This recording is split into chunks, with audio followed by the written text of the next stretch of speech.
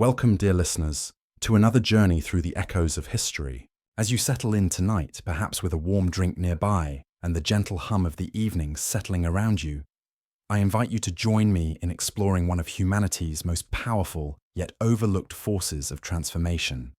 Before we begin, I'd love to know where you're listening from tonight and what drew you to this particular corner of musical history. Feel free to share in the comments below, as there's something deeply moving about knowing we're all gathered here, scattered across time zones, united by our curiosity about the past. If you find yourself drawn to these quiet explorations of how music has shaped our world, consider subscribing. There are so many more melodies waiting to be discovered together in the episodes to come. But for now, let the stresses of today fade away as we travel back to a time when a simple song could topple empires, and when ordinary people discovered that their voices, lifted together in harmony, possess the power to reshape the very foundations of civilization. Picture yourself in the dimly lit catacombs beneath ancient Rome. The air is thick with the scent of oil lamps and the whispered prayers of the faithful. Above your head, the mighty Roman Empire stretches across continents, its legions marching to the steady beat of conquest, its citizens worshipping gods of marble and gold. Yet here, in these hidden chambers carved from living rock, something extraordinary is taking place. Voices rise in the darkness, not in the grand choruses of imperial triumph, but in melodies so simple, so pure, that they seem to carry within them the seeds of revolution. These are not the elaborate compositions of trained musicians, or the ceremonial chants of established temples. These are the songs of fishermen and tax collectors, of slaves and merchants, of women and children whose names history would never remember, but whose voices would echo through the centuries. They sing of hope in the face of persecution, of love conquering hatred, of a kingdom not built with human hands. And as their melodies weave through the stone corridors, something remarkable begins to happen. The very foundations of the ancient world start to tremble. What you're witnessing is perhaps history's most extraordinary musical revolution. These early Christian hymns, born in hiding and nurtured in secret, would ultimately prove more powerful than any army, more enduring than any monument, more transformative than any philosophy.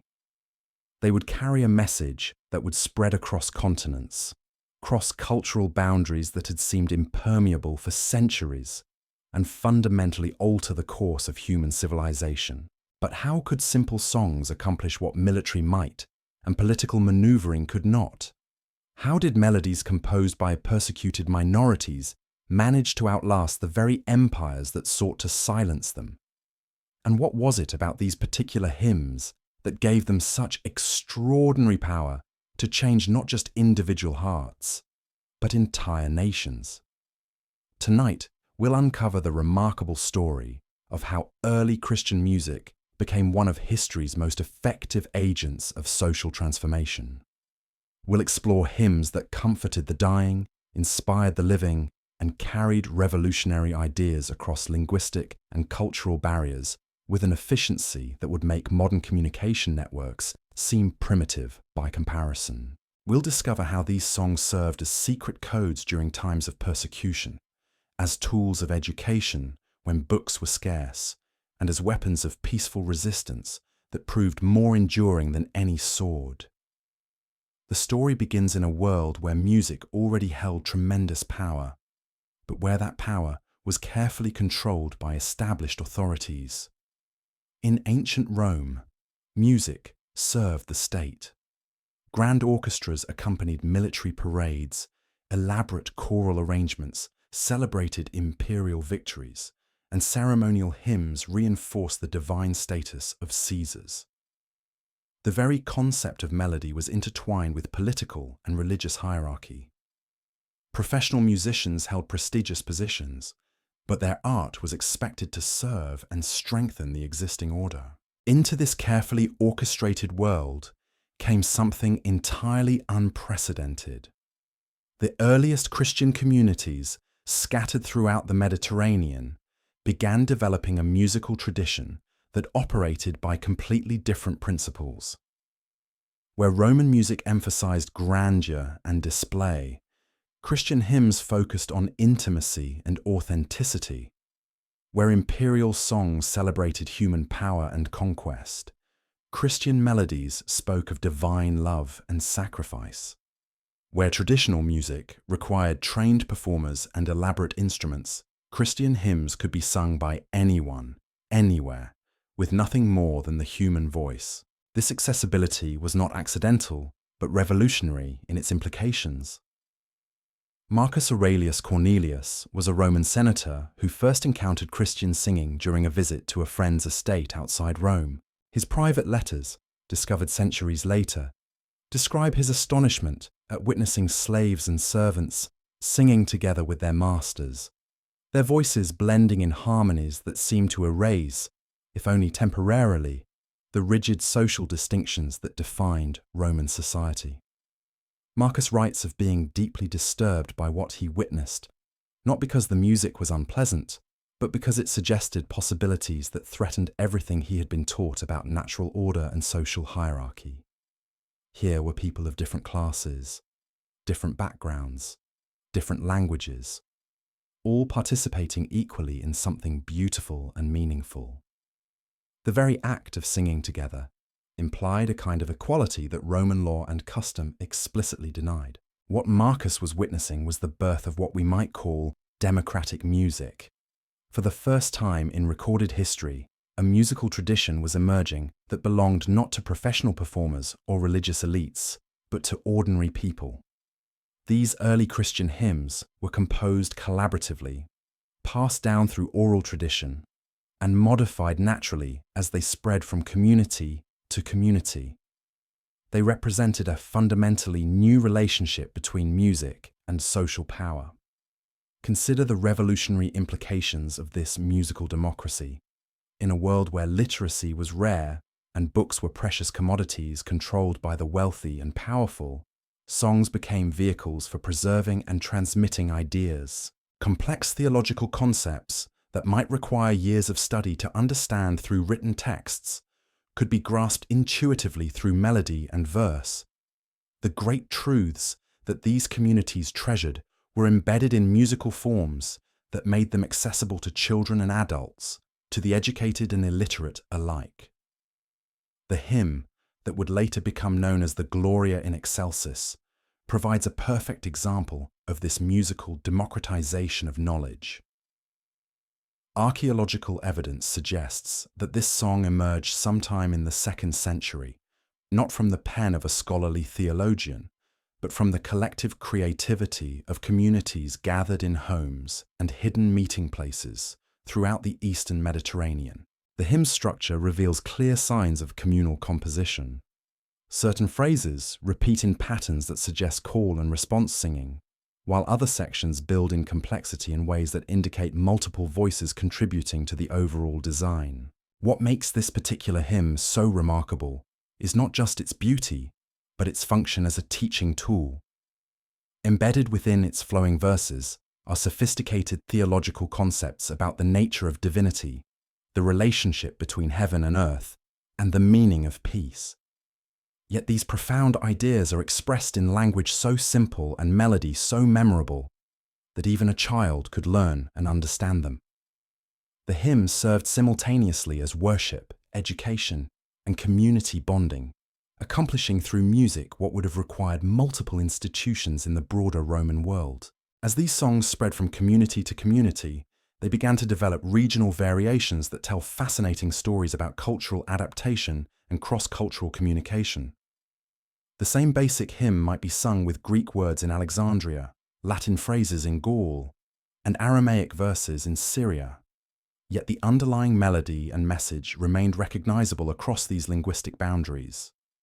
Music was proving to be a more effective vehicle for international communication than any diplomatic or commercial network the ancient world had yet devised.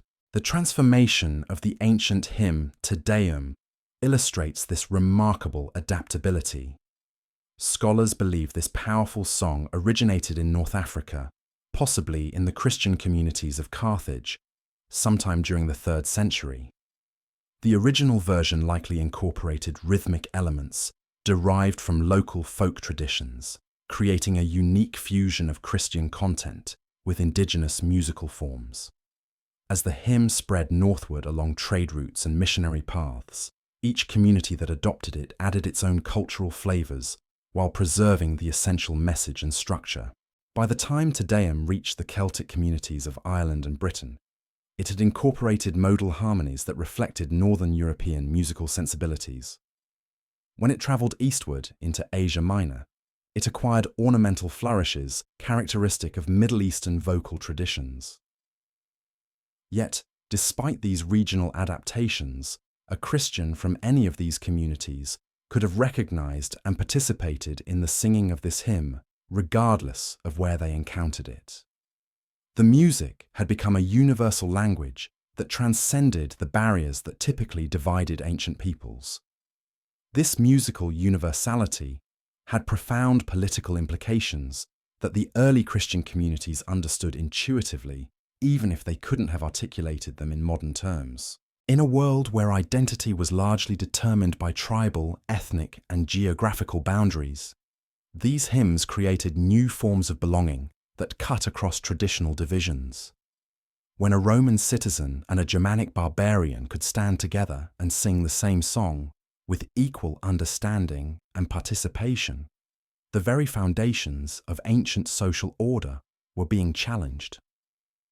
The Roman authorities recognized this threat more clearly than modern historians often acknowledge. Imperial records from the 3rd and 4th centuries contain numerous references to the dangerous nature of Christian singing. Governor Pliny the Younger, in his famous correspondence with Emperor Trajan, specifically mentions the practice of Christians singing hymns as evidence of their seditious nature. The governor's concern was not primarily religious, but political.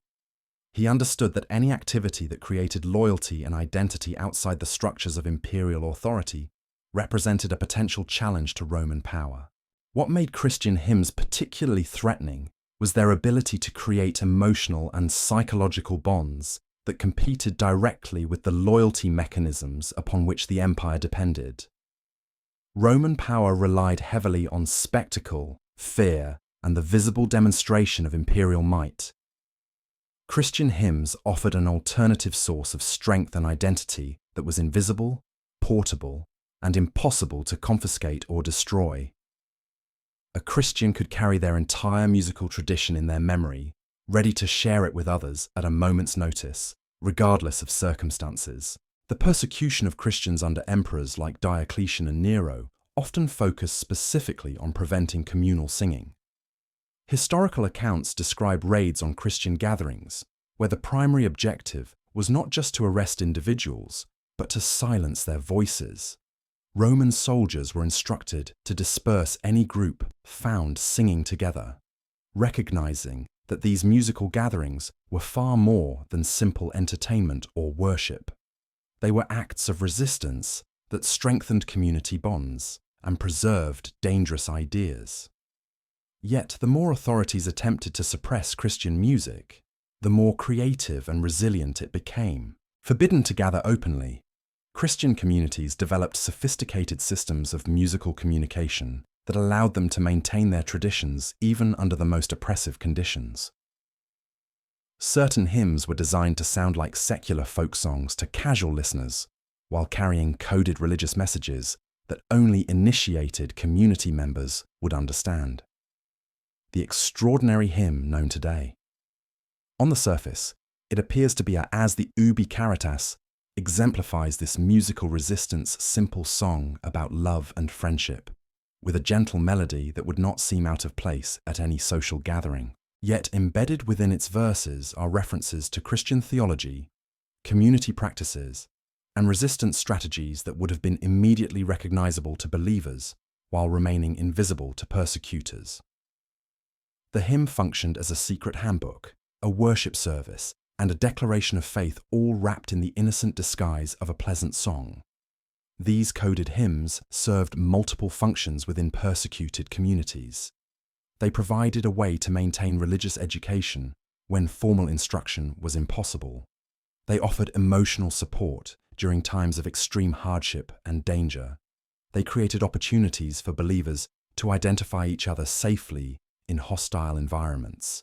And perhaps most importantly, they preserved and transmitted the core beliefs and practices of Christianity through periods when written records were too dangerous to maintain.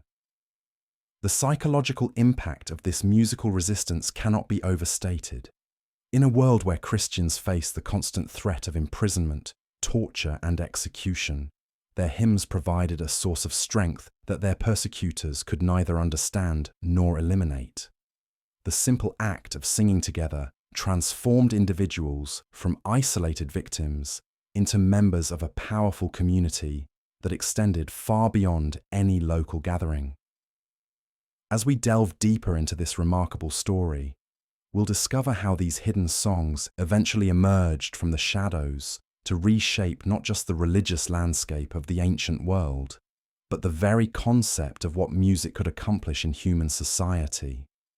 The melodies that began in Roman catacombs would ultimately find their way into imperial palaces, their revolutionary messages carried by voices that refused to be silenced. The transformation that would unfold over the next several centuries represents one of history's most remarkable examples of cultural revolution achieved through peaceful means. As the 4th century dawned, something extraordinary began to happen. The very songs that had been whispered in secret gatherings were starting to be heard in unexpected places. Christian merchants carried their melodies along trade routes. Christian soldiers hummed familiar hymns while serving in the imperial legions. Christian servants sang while working in the homes of Roman nobles.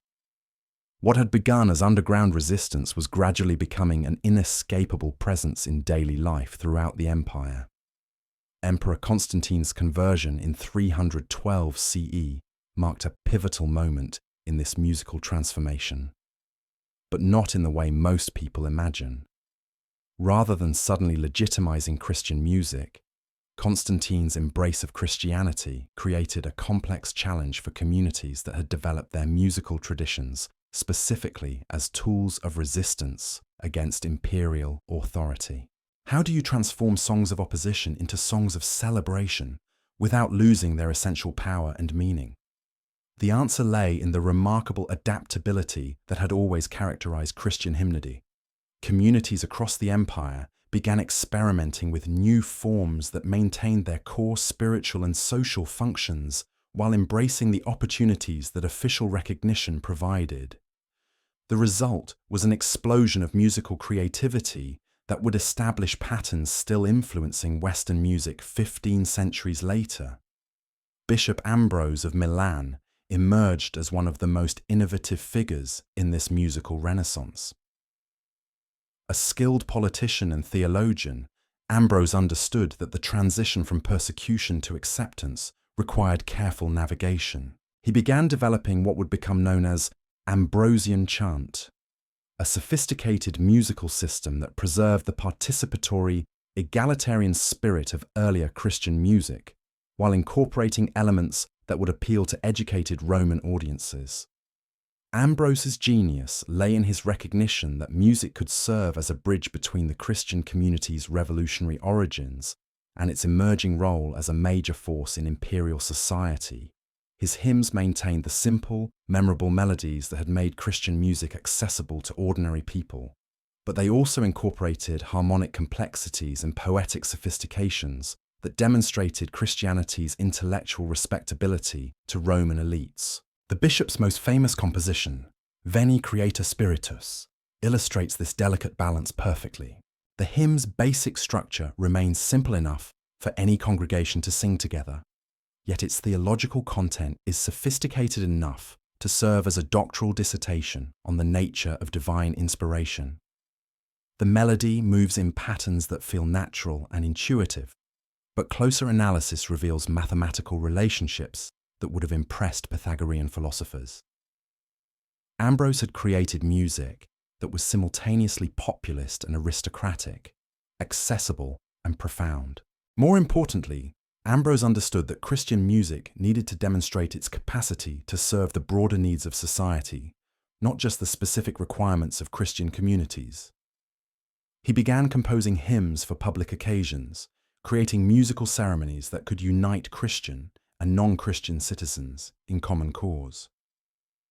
When Milan faced siege by barbarian forces, it was Ambrose's hymns that rallied the population, providing both practical coordination for defense efforts and emotional sustenance during the crisis. The success of these civic applications of Christian music had profound implications for the future of European civilization.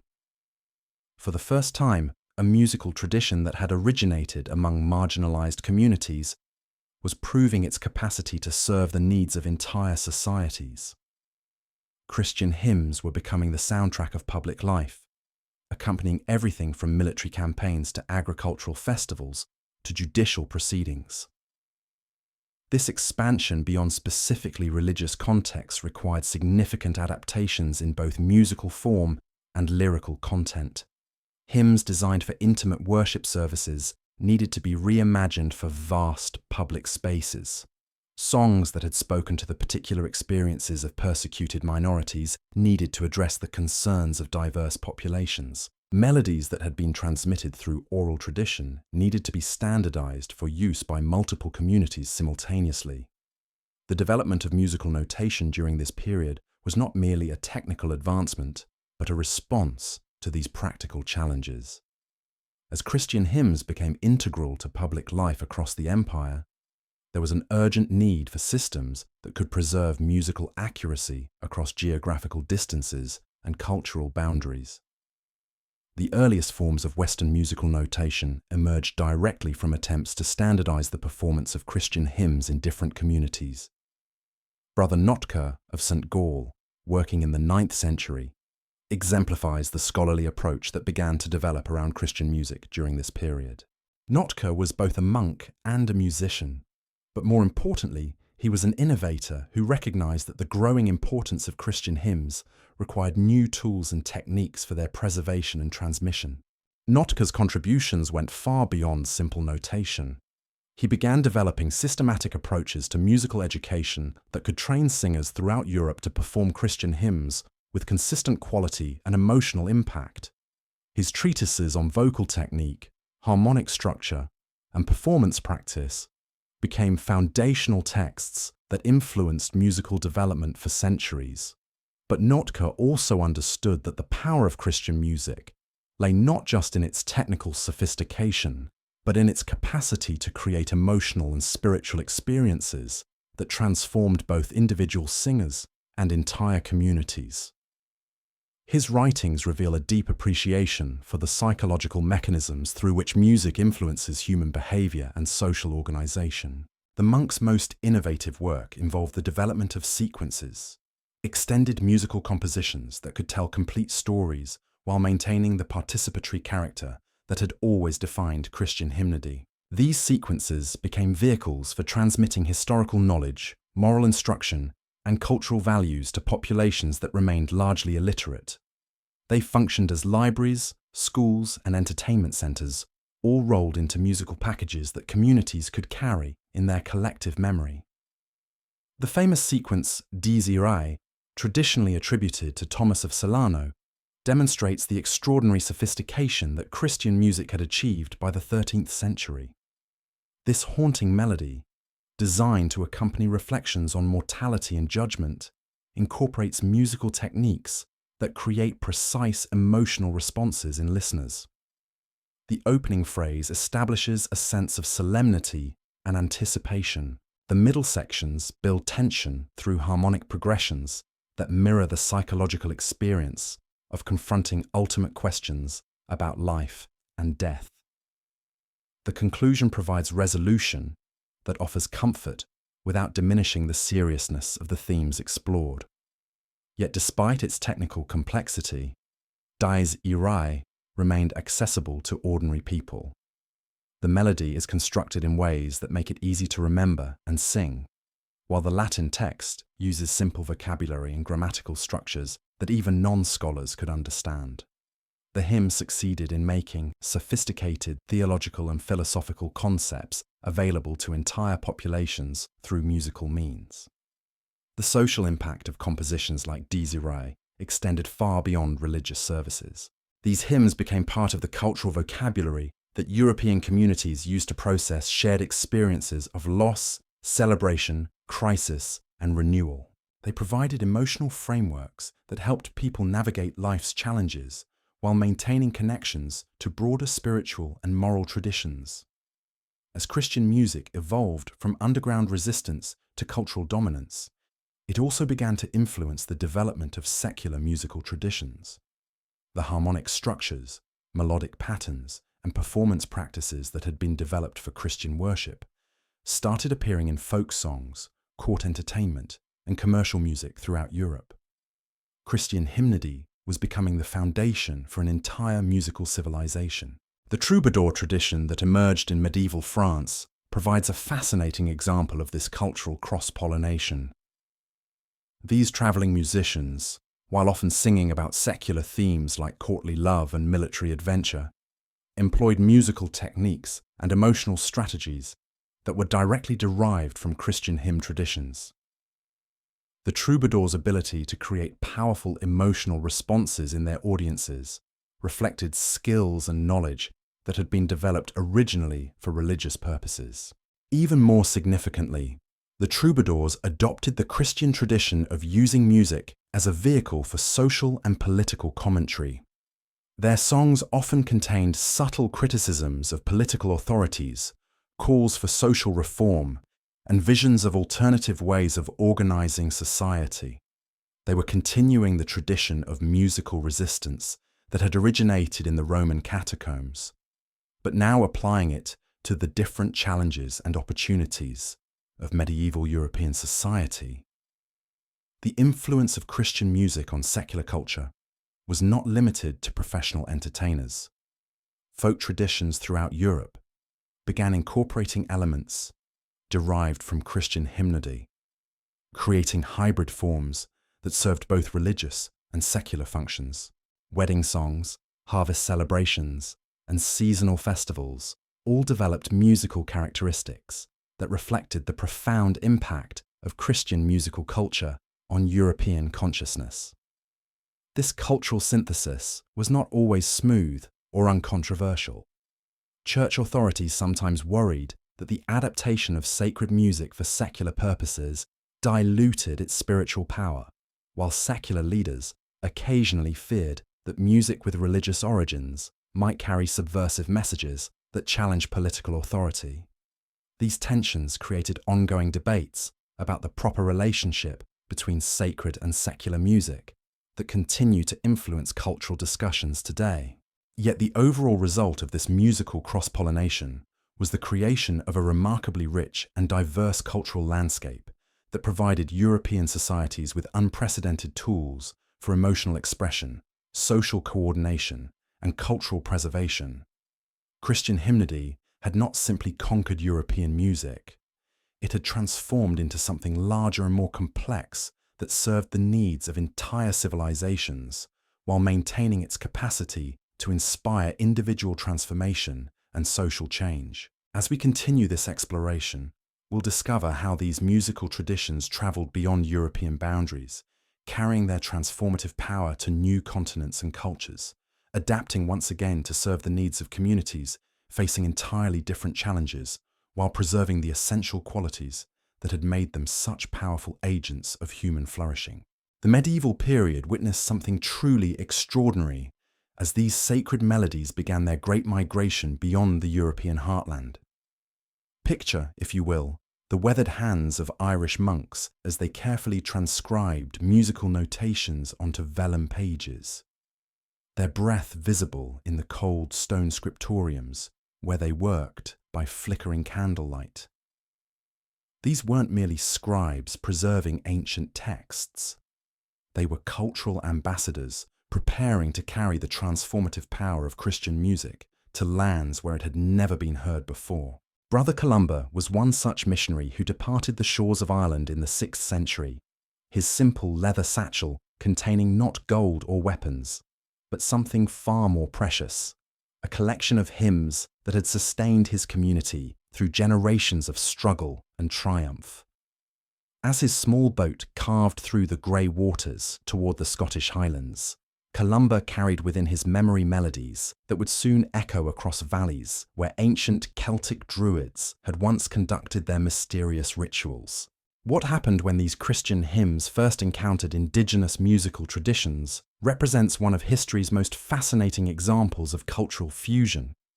The Celtic communities of Scotland and Ireland possessed their own rich musical heritage, with complex systems of modal scales and intricate rhythmic patterns that had evolved over centuries. Rather than simply replacing these local traditions, Christian music began an extraordinary process of synthesis that would create entirely new forms of musical expression. The transformation was not immediate or uniform.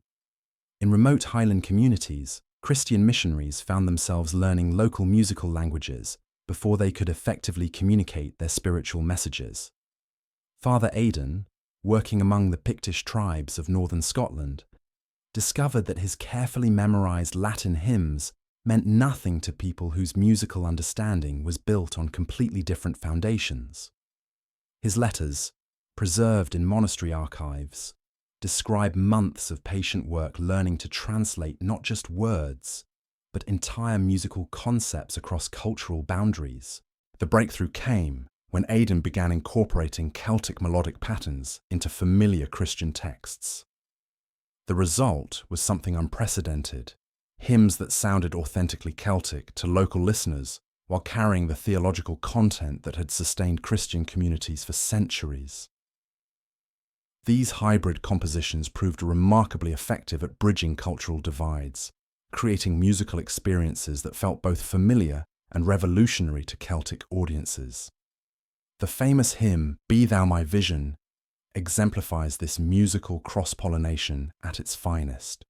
Though traditionally attributed to 6th century Irish monasticism, the song's structure reveals clear influences from pre-Christian Celtic musical traditions. The melody moves in patterns that mirror ancient bardic storytelling techniques, while the harmonic progressions reflect the modal systems that Celtic musicians had used for generations. Yet the overall effect is unmistakably Christian, creating a sense of spiritual longing and divine connection that transcends cultural boundaries. What made this musical fusion so powerful was its ability to preserve the essential characteristics that had made Christian hymnody transformative, while adapting to serve the specific needs and sensibilities of Celtic culture. The participatory nature of Christian singing aligned naturally with Celtic communal traditions. The emphasis on memorization and oral transmission resonated with societies that had always preserved their most important knowledge through spoken and sung tradition. The egalitarian spirit that allowed anyone to participate in Christian worship reflected Celtic values that emphasized community solidarity over rigid social hierarchy. As these hybrid musical forms developed, they began to demonstrate remarkable evangelistic effectiveness. Celtic communities that had resisted Roman political and religious influence for centuries found themselves drawn to a form of Christianity that spoke their own musical language while offering new possibilities for spiritual and social development. The conversion of entire tribes often began with a single powerful musical experience that opened hearts and minds to ideas that had previously seemed foreign and threatening. King Oswald of Northumbria provides a compelling example of this musical evangelism in action. Historical accounts describe how the king first encountered Christian music during a diplomatic visit to the Celtic monastery on Iona. The experience of participating in communal singing with monks who had embraced both Christian faith and Celtic musical traditions profoundly moved Oswald, creating an emotional and spiritual breakthrough that intellectual arguments had failed to achieve. Upon returning to his kingdom, Oswald invited Celtic missionaries to establish communities that could share this musical spiritual synthesis with his people. The result was a transformation of Northumbrian culture that went far beyond simple religious conversion. The introduction of Celtic Christian music created new forms of community gathering, new methods of education, and new ways of processing collective experiences of joy, sorrow, and celebration. The Venerable Bede, writing in the 8th century, describes the remarkable social changes that accompanied this musical transformation. Communities that had been divided by tribal rivalries began gathering for musical celebrations that emphasized shared humanity over ethnic differences. Young people who had been trained in warfare started learning to read and write so they could better participate in the musical literary culture that accompanied Christian worship. Women who had been excluded from many traditional Celtic religious practices found new opportunities for spiritual leadership through their contributions to communal singing and musical education. The success of Celtic Christian musical fusion encouraged similar experiments throughout Europe as missionaries encountered other indigenous musical traditions. In Germanic territories, Christian hymns began incorporating the powerful rhythmic patterns and harmonic structures that characterized Northern European folk music. The result was a distinctly Germanic form of Christian music that maintained the theological content of Mediterranean Christianity while expressing it through musical idioms that felt natural and authentic to Germanic peoples. Brother Boniface, working among the Germanic tribes of Central Europe in the 8th century, developed innovative approaches to musical evangelism that would influence missionary strategy for centuries. Rather than simply teaching Germanic converts to sing existing Christian hymns, Boniface encouraged the composition of new hymns that used familiar Germanic musical patterns to express Christian themes. This approach proved remarkably successful at creating emotional connections between Germanic culture and Christian faith. The Christmas hymn, O Come, Emmanuel, illustrates the sophisticated fusion that emerged from these Germanic experiments. The melody incorporates modal patterns derived from Germanic folk traditions, while the text combines Latin and vernacular elements in ways that made the hymn accessible to both educated clergy and ordinary worshippers. The overall structure reflects the call and response patterns that had characterized Germanic communal singing for generations, creating a sense of familiar participation, even as the content introduced revolutionary new concepts about divine incarnation and human redemption. These musical innovations had profound implications for the development of European Christianity. Rather than creating a uniform religious culture imposed from Mediterranean centers, the adaptation of Christian music to local traditions resulted in a rich diversity of regional expressions that strengthened rather than weakened the overall movement. Germanic Christianity, Celtic Christianity, and Latin Christianity could all recognize each other as authentic expressions of the same fundamental faith, while maintaining distinctive cultural characteristics that reflected their unique historical and geographical contexts. The monastery at Cluny, established in the 10th century, became a center for coordinating these diverse musical traditions without eliminating their distinctiveness. Abbot Odo of Cluny recognized that the strength of Christian music lay not in uniformity, but in its capacity to adapt to different cultural contexts while maintaining core spiritual and social functions. Under his leadership, Cluny became a gathering place where musicians from throughout Europe could share techniques, learn from each other's innovations, and develop new approaches to musical worship that incorporated the best elements from multiple traditions. The Cluniac reforms, which spread throughout Europe during the 11th and 12th centuries, were fundamentally musical in character. Rather than simply imposing standardized liturgical practices, the reforms emphasized the training of skilled musicians who could adapt Christian musical traditions to serve the specific needs of their local communities. This approach created a network of musical centers that maintained unity through shared principles rather than identical practices. The result was an explosion of musical creativity that produced some of the most beautiful and enduring compositions in Western history. The sequences of Notke Balbulus, the antiphons of Hildegard of Bingen, and the conductus of the School of Notre Dame all emerged from this environment of creative adaptation and cultural synthesis.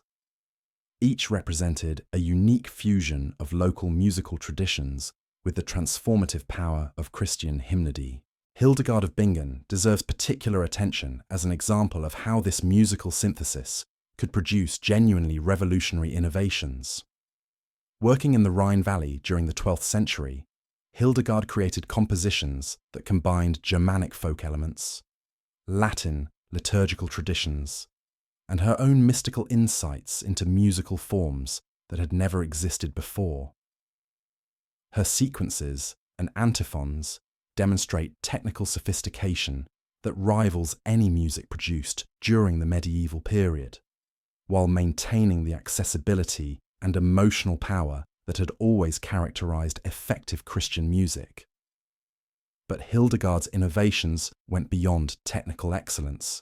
Her compositions functioned as vehicles for theological and philosophical ideas that challenged conventional wisdom about the relationship between divine and human, sacred and secular, individual and community.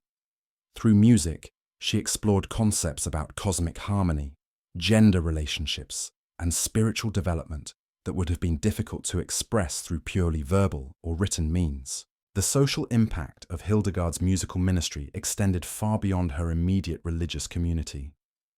Her compositions were copied and performed throughout Europe, carrying her revolutionary ideas about spirituality and social organization to audiences who might never have encountered them otherwise.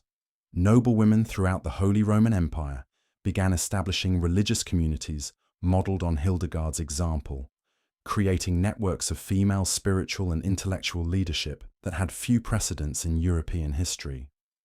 The influence of these musical innovations was not limited to religious contexts. The troubadour and trouvère traditions that emerged during the 12th and 13th centuries borrowed heavily from techniques and approaches that had been developed for Christian worship. Secular composers began using musical structures derived from liturgical forms to explore themes of courtly love, political loyalty, and social reform. The result was a flourishing of secular musical culture that maintained deep connections to the spiritual and social values that had originally motivated Christian musical development. As we witness this remarkable expansion and adaptation of Christian musical culture, we begin to understand how songs that had originated in hidden gatherings of persecuted minorities could ultimately reshape the entire cultural landscape of medieval Europe. The melodies that had once provided comfort to martyrs were now inspiring knights, educating peasants, and uniting kingdoms under common cultural frameworks that transcended traditional tribal and ethnic boundaries. Yet this transformation was far from complete. The great age of exploration that would begin in the 15th century would carry these musical traditions to continents where they would face entirely new challenges and opportunities for adaptation. The songs that had learned to speak Celtic, Germanic, and Latin would soon need to learn to communicate in Mandarin, Arabic, and languages that Europeans had never imagined existed. The next chapter of this remarkable story would unfold in places where the very concept of harmony would need to be translated across musical systems that operated according to completely different principles. The adaptability that had allowed Christian music to flourish throughout Europe would face its ultimate test as missionaries carried these melodies across oceans to cultures that had developed entirely independent musical traditions over thousands of years. The results of these encounters would create new forms of musical expression that continue to influence global culture today, demonstrating once again the extraordinary power of human voices raised together in hope, faith, and the persistent belief that music can indeed change the world. The 15th century dawned with a restless energy that seemed to pulse through the very stones of European cathedrals. Ships were being built in harbours from Genoa to Lisbon, their holds destined to carry more than gold and spices to distant shores. In monastery scriptoriums, monks carefully wrapped precious manuscripts in oiled cloth, preparing musical treasures for journeys that would test their enduring power in ways no one could have imagined. Brother Francisco Mendes stood on the dock at Cadiz in 1493, watching as sailors loaded his small chest of musical manuscripts aboard a vessel bound for the New World. The chest contained centuries of musical evolution, From the simple melodies that had once echoed in Roman catacombs to the sophisticated polyphonic compositions that now filled European cathedrals, Francisco had no way of knowing that he was about to participate in one of history's most extraordinary cultural encounters, one that would transform both the music he carried and the civilizations he was about to meet. The indigenous peoples of the Americas possessed musical traditions that had evolved in complete isolation from European influence for thousands of years. Their understanding of melody, rhythm, and harmony operated according to principles that European musicians had never encountered. When Aztec priests chanted their complex ritual songs, they used tonal systems that divided the octave in ways that made European ears struggle to find familiar reference points. When Andean communities gathered for seasonal celebrations, their musical instruments produced sounds that seemed to emerge from the very mountains themselves, creating acoustic experiences that European musical theory had no vocabulary to describe. The initial encounters between these radically different musical worlds were often marked by mutual incomprehension that bordered on the comical, if it had not been so tragic. Spanish missionaries, trained in the sophisticated musical traditions of European Christianity, found themselves completely unable to communicate basic religious concepts to indigenous peoples whose musical understanding was built on entirely different foundations. Native musicians, whose own traditions carried profound spiritual and social significance, often interpreted European hymns as meaningless noise that failed to connect with any recognizable pattern of human experience. Father Diego de Landa, working among the Maya of the Yucatan Peninsula, left detailed accounts of his early attempts at musical evangelism that reveal both the challenges and the unexpected discoveries that characterized this cultural encounter. His initial approach involved simply teaching Maya converts to memorize Latin hymns exactly as they were sung in Spanish cathedrals. The results, as Diego honestly recorded, were disastrous. The Maya singers could reproduce the notes accurately enough, but the music carried no emotional or spiritual significance for them. It remained a foreign imposition that created no connection to their own understanding of divine communication. The breakthrough came when Diego began listening carefully to Maya musical traditions rather than simply trying to replace them. He discovered that Maya culture possessed sophisticated systems of musical storytelling that could carry complex narratives across generations through purely oral tradition. Their ceremonial songs incorporated mathematical relationships between rhythm and melody that created precise psychological effects in listeners, while their community singing practices emphasized collective participation in ways that paralleled the communal spirit that had always characterized Christian hymnody. Working with Maya musicians and Spanish-trained singers, Diego began developing hybrid compositions that used familiar Maya melodic patterns to carry Christian theological content. The process required months of patient experimentation as musicians from both traditions learned to communicate across cultural boundaries that had seemed impermeable. Maya singers had to learn harmonic concepts that their musical system had never developed, while Spanish musicians had to master rhythmic complexities that European music had never explored. The first successful fusion composition emerged from this collaborative process in 1547. The hymn combined a traditional Maya melody that had been used for centuries to accompany prayers for rain with Spanish texts that spoke of divine providence and spiritual nourishment.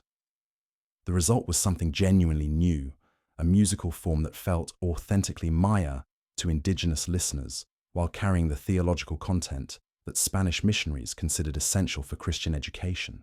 What made this musical fusion so remarkable was its ability to create emotional and spiritual connections that purely intellectual approaches had failed to achieve. Maya communities that had resisted Spanish religious influence for decades found themselves moved by music that spoke their own cultural language, while introducing concepts that expanded their understanding of spiritual possibility. The hybrid hymns became vehicles for cultural exchange that worked in both directions, allowing Spanish missionaries to gain deeper appreciation for indigenous wisdom, while providing indigenous communities with access to Christian insights. The success of these early experiments encouraged similar efforts throughout the Americas as missionaries encountered the diverse musical traditions of countless indigenous cultures. In the Amazon basin, Jesuit priests worked with tribal musicians to create Christian songs that incorporated the complex rhythmic patterns used in traditional healing ceremonies. In the North American forests, French missionaries learned to adapt European hymns to the pentatonic scales that characterized Native American musical expression. Each encounter required careful attention to local musical languages and patient work to find points of connection between seemingly incompatible cultural systems. Father Jean de Brébeuf, working among the Huron peoples of the Great Lakes region, exemplifies the patient cultural translation work that characterized the most successful musical evangelism efforts. Rather than simply imposing European musical forms, Brébeuf spent years learning Huron musical traditions, studying the relationship between their songs and their understanding of spiritual power, community relationships, and natural cycles. His eventual composition of Christian hymns in Huron. Musical idioms required not just linguistic translation, but complete reimagining of how Christian concepts could be expressed through indigenous cultural forms. The famous Huron Christmas carol that emerged from Brébeuf's work demonstrates the sophisticated cultural synthesis that could result from this patient approach. The carol uses traditional Huron melodic patterns and rhythmic structures to tell the story of Christ's birth, but it places the nativity narrative within a distinctly North American cultural context. The infant Jesus is wrapped in rabbit skin rather than swaddling clothes, the wise men arrive by canoe rather than on camels, and the entire story unfolds in ways that make sense within Huron cultural understanding, while maintaining the essential Christian theological content.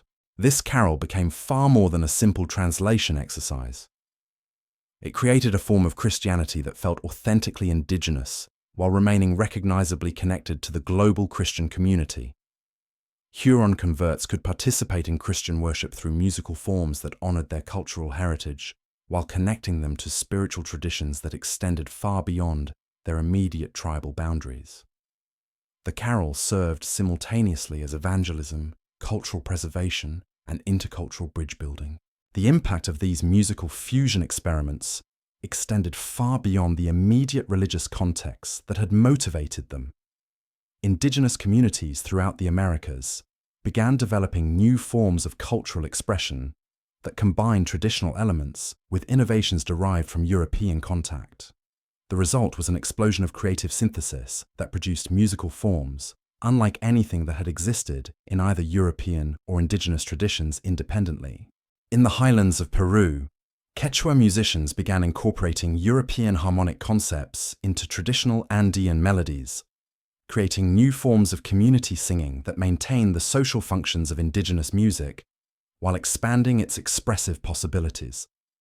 These hybrid compositions became vehicles for preserving Quechua cultural knowledge while adapting to the changed circumstances that Spanish colonization had created. The songs carried historical memories, agricultural wisdom, and spiritual insights that might otherwise have been lost, while presenting them in forms that could survive within colonial society. The Baroque churches of colonial Mexico provide stunning visual testimony to this cultural synthesis. The elaborate facades decorated with indigenous artistic motifs housed musical traditions that combined European polyphonic techniques with rhythmic patterns derived from Aztec and Maya ceremonial practices. During high feast days, these churches echoed with sounds that had never existed before the encounter between European and indigenous musical traditions, creating acoustic experiences that were simultaneously familiar and revolutionary to listeners from both cultural backgrounds. Master composer Juan García de Céspedes, working in Puebla during the early 17th century, created some of the most sophisticated examples of this colonial musical synthesis. His compositions demonstrate technical mastery of European Baroque forms, while incorporating melodic and rhythmic elements that clearly derive from indigenous Mexican musical traditions. The result is music that sounds authentically Mexican while meeting the highest standards of European musical sophistication. But Garcia's innovations went beyond technical fusion. His compositions functioned as vehicles for creating new forms of cultural identity that could encompass both European and indigenous heritage. Mexican-born singers and musicians could participate in these musical traditions with complete authenticity while maintaining connections to both their indigenous roots and their position within the broader colonial society. The music provided a way of being simultaneously Mexican and Christian, indigenous and European, traditional and innovative. Similar processes of musical synthesis were occurring throughout colonial Latin America, as diverse indigenous cultures encountered European musical traditions under varying circumstances. In Brazil, African musical elements added another layer of complexity to the cultural fusion, as enslaved peoples brought their own sophisticated musical traditions into contact with both European and indigenous forms. The result was an even more complex process of cultural synthesis that would ultimately produce musical traditions like samba, bossa nova, and tropicalia that continue to influence global music today. The village of São Paulo de Piratininga provides a fascinating case study in this multicultural musical evolution. Portuguese colonists, Tupi indigenous peoples, and African enslaved peoples all contributed to a musical environment that was constantly evolving as different cultural elements combined and recombined in new ways. Jesuit missionaries working in the village documented their amazement at hearing African rhythmic patterns combined with Portuguese melodies and Tupi harmonic concepts in ways that created entirely new forms of musical expression.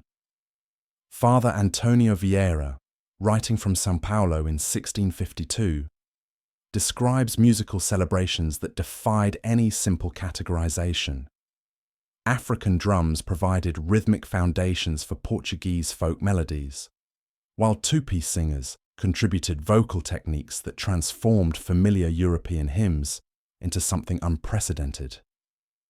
The result was music that belonged fully to none of the contributing traditions, while honoring essential elements from all of them. These Brazilian musical innovations had profound social implications that extended far beyond entertainment or worship. In a colonial society built on rigid racial and cultural hierarchies, musical collaboration created spaces where people from different backgrounds could interact as equals. African, indigenous, and European musicians working together on shared musical projects developed relationships that challenged the social boundaries that colonial law attempted to maintain. The phenomenon was not lost on colonial authorities, who often viewed these musical gatherings with suspicion. Music that brought together people from different racial and cultural categories threatened the social control mechanisms that colonial society depended upon. Yet the collaborative musical traditions proved impossible to eliminate because they served essential social and spiritual functions for all the communities involved. As the 17th century progressed, these American musical innovations began to influence musical development back in Europe.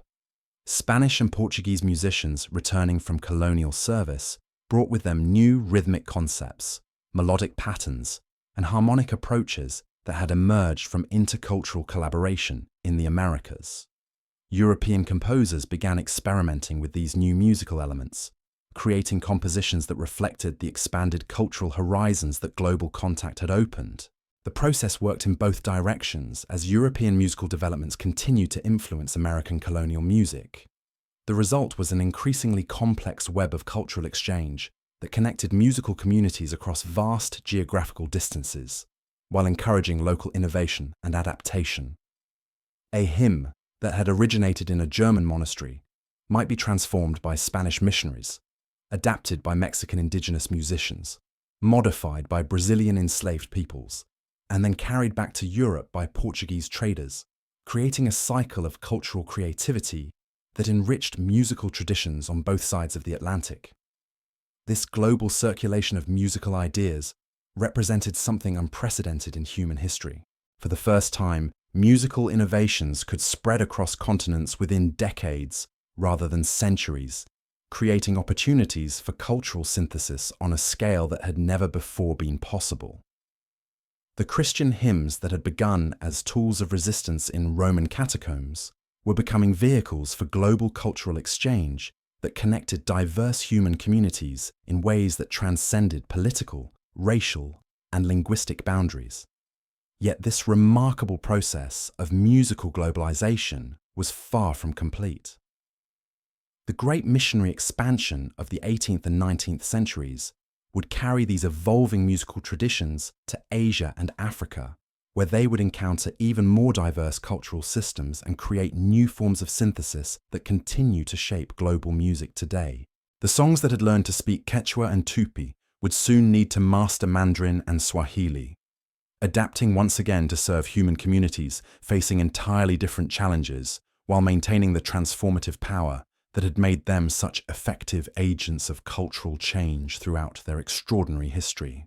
The monsoon rains of 1701 drummed against the palm-thatched roof of a simple chapel in Goa, where Portuguese missionary Father Manuel da Silva sat with a Tamil scholar named Krishnan, their voices blending in an extraordinary musical experiment that would echo across centuries. Between them lay sheets of palm leaf manuscript, covered with notation that represented something unprecedented in human history.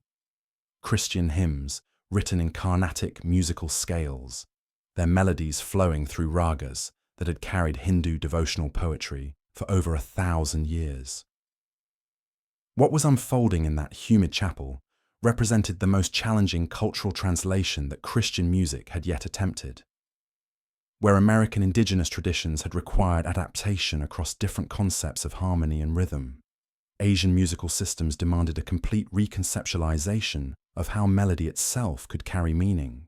The sophisticated theoretical frameworks that governed Indian classical music operated according to mathematical principles that European musicians had never encountered, while the spiritual associations embedded in particular ragas carried emotional and religious significance that had no equivalent in Western musical understanding.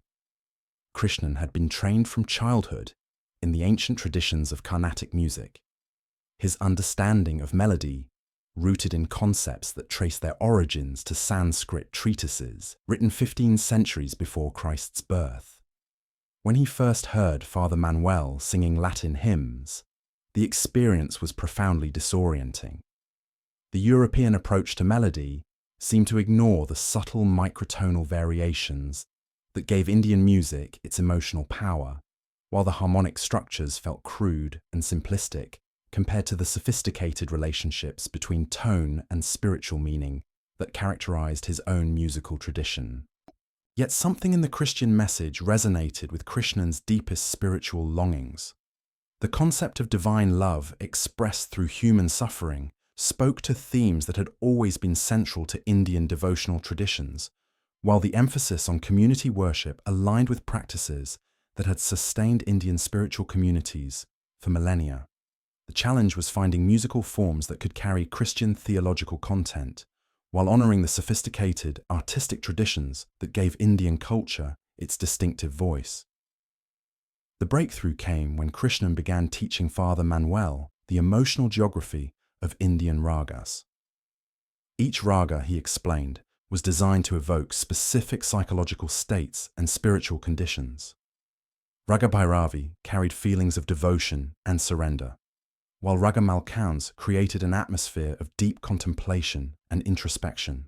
The choice of raga was not merely aesthetic, but functional, determining what kind of spiritual experience the music would create for listeners. Father Manuel's theological training allowed him to recognize profound connections between this Indian understanding of musical function and the Christian tradition of using specific hymns for particular liturgical purposes.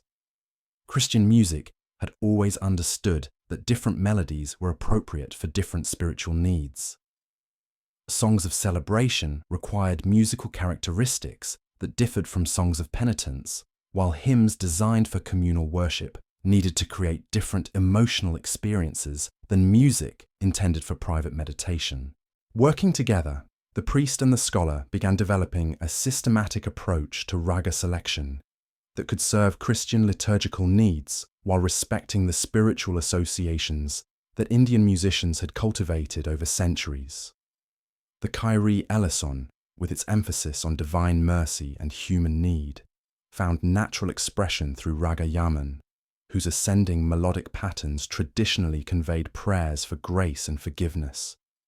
The Gloria, celebrating divine majesty and cosmic harmony, aligned beautifully with Raga Bhairav, which had long been associated with the awesome power of the divine presence. The first Indian Christian hymn to emerge from this collaboration was a Tamil language version of the Te Deum that used Raga Kalyani to carry its message of universal praise.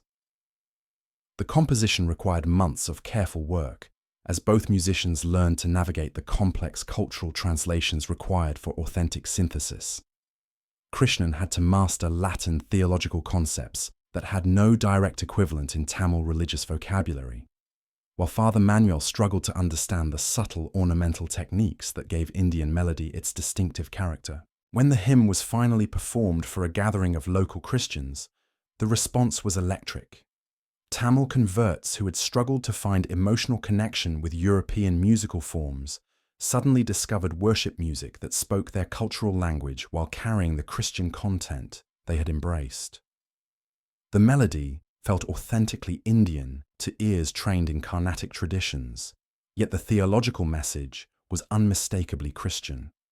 For the first time, these converts could participate in Christian worship through musical forms that honored rather than replaced their cultural heritage. Word of this musical innovation spread rapidly throughout the Portuguese territories of India, attracting the attention of missionaries who had struggled with similar challenges in their own regions. Father Antonio de Andrade, working in the Himalayan foothills, travelled hundreds of miles to study the Goan experiments, hoping to adapt their techniques for use among Tibetan Buddhist communities that possessed their own sophisticated musical traditions. The adaptation process proved even more complex in Tibetan contexts, where musical traditions were inseparably intertwined with Buddhist philosophical concepts about the nature of reality and the path to enlightenment. Tibetan monks had developed extraordinary vocal techniques that could produce multiple tones simultaneously, creating harmonic effects that European music theory had no way to explain. Their ceremonial music incorporated the sounds of long metal horns and singing bowls that seemed to make the very air vibrate with spiritual energy. Brother Giuseppe da Macerata, an Italian Capuchin who had joined Father Antonio's mission, spent years learning to produce the deep, resonant tones that characterized Tibetan chanting. His letters to the propagandified in Rome describe the physical and spiritual discipline required to master these vocal techniques, comparing the process to learning an entirely new form of prayer that engaged not just the mind and heart, but the entire body. The challenge of adapting Christian content to Tibetan musical forms required unprecedented theological creativity. Tibetan Buddhism's sophisticated understanding of compassion, emptiness, and the interconnectedness of all beings provided conceptual bridges to Christian teachings about divine love and universal redemption. Yet the musical expressions of these concepts operated through tonal systems and rhythmic patterns that had evolved in complete isolation from European influence. The solution emerged through careful study of Tibetan liturgical structures that governed the performance of sacred texts. Tibetan religious music was organized around specific melodic formulas that could be adapted to carry different textual content while maintaining their spiritual function. Brother Giuseppe learned to use these traditional formulas as frameworks for Christian prayers, creating compositions that sounded authentically Tibetan while expressing distinctly Christian theological concepts. The first Christian chant in Tibetan musical style was a version of the Lord's Prayer that used traditional Tibetan melodic patterns to carry Christ's words about divine fatherhood and human community. The composition incorporated the deep, meditative tones that Tibetan tradition associated with contemplation of ultimate reality, while the textual content introduced concepts about personal relationship with the divine that had no direct parallel in Buddhist thought. When this hybrid chant was performed for a gathering of Tibetan converts, the emotional response was profound. Men and women who had struggled to connect with European forms of Christian worship suddenly found themselves moved to tears by music that honored their cultural traditions while opening new spiritual possibilities. The chant created a sense of continuity between their Buddhist heritage and their Christian commitment, suggesting that conversion did not require cultural abandonment but could represent cultural fulfillment. Meanwhile, in the Dutch settlements of Indonesia, Protestant missionaries were encountering yet another sophisticated musical tradition that challenged European assumptions about melody, rhythm, and harmony. Javanese gamelan orchestras produced sounds unlike anything in European musical experience, using metallic instruments tuned to scales that divided the octave in ways that made European ears struggle to find familiar reference points. Dominee Johannes Kamphuis, a Dutch Reformed minister working in Batavia, initially dismissed gamelan music as primitive noise that interfered with proper Christian worship. His early sermons condemned indigenous musical practices as evidence of spiritual darkness that needed to be eliminated through Christian enlightenment. Yet as Kamphuis spent more time in Java, he began to recognize the sophisticated cultural and spiritual functions that gamelan served in local communities. Javanese gamelan was not merely entertainment, but a complex system of social and spiritual communication that governed community relationships, marked seasonal cycles, and facilitated collective processing of life experiences. The music created precise psychological states that enabled participants to achieve forms of consciousness that Javanese culture considered essential for spiritual and social health. To eliminate gamelan would be to destroy fundamental mechanisms that held Javanese society together. This recognition forced Kamphuis to reconsider his approach to musical evangelism.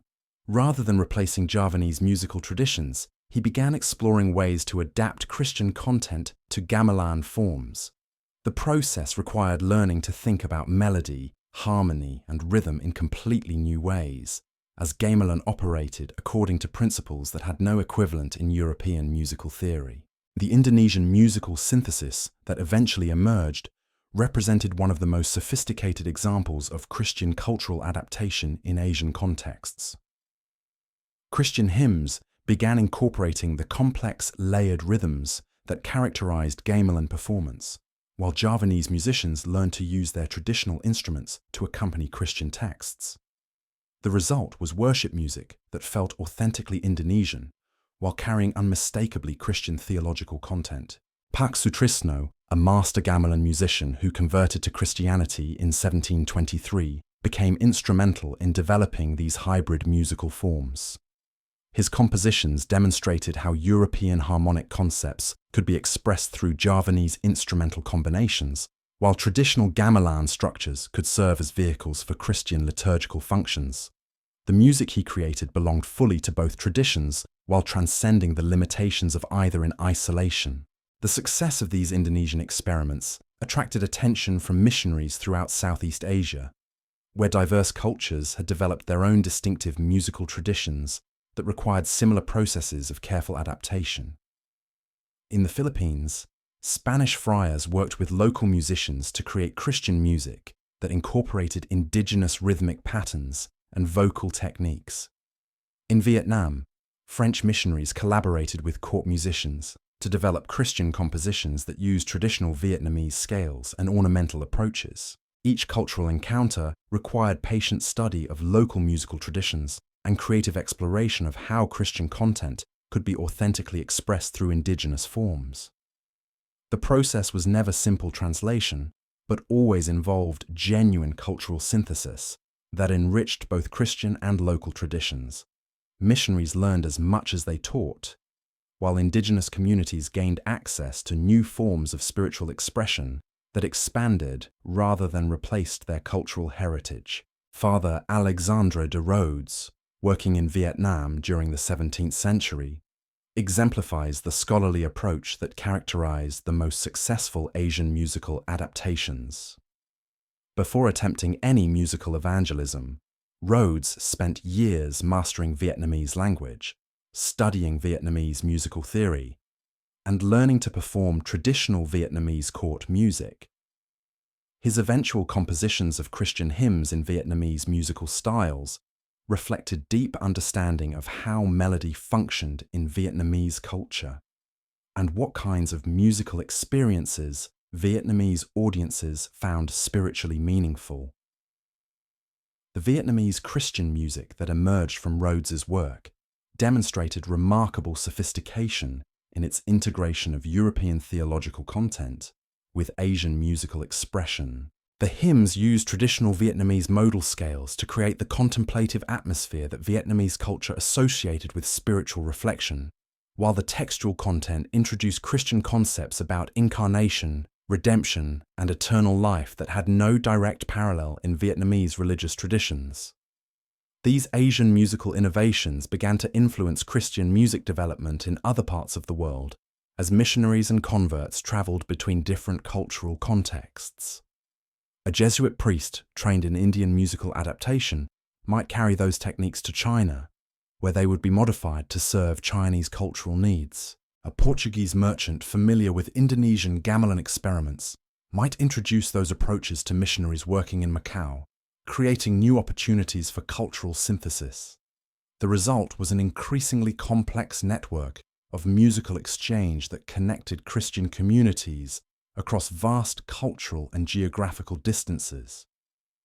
A hymn that had originated in European monasticism might be adapted through Indian ragas, modified by Chinese pentatonic scales, and finally expressed through Indonesian gamelan arrangements, creating a chain of cultural creativity that enriched Christian musical tradition while honoring the distinctive characteristics of multiple Asian cultures.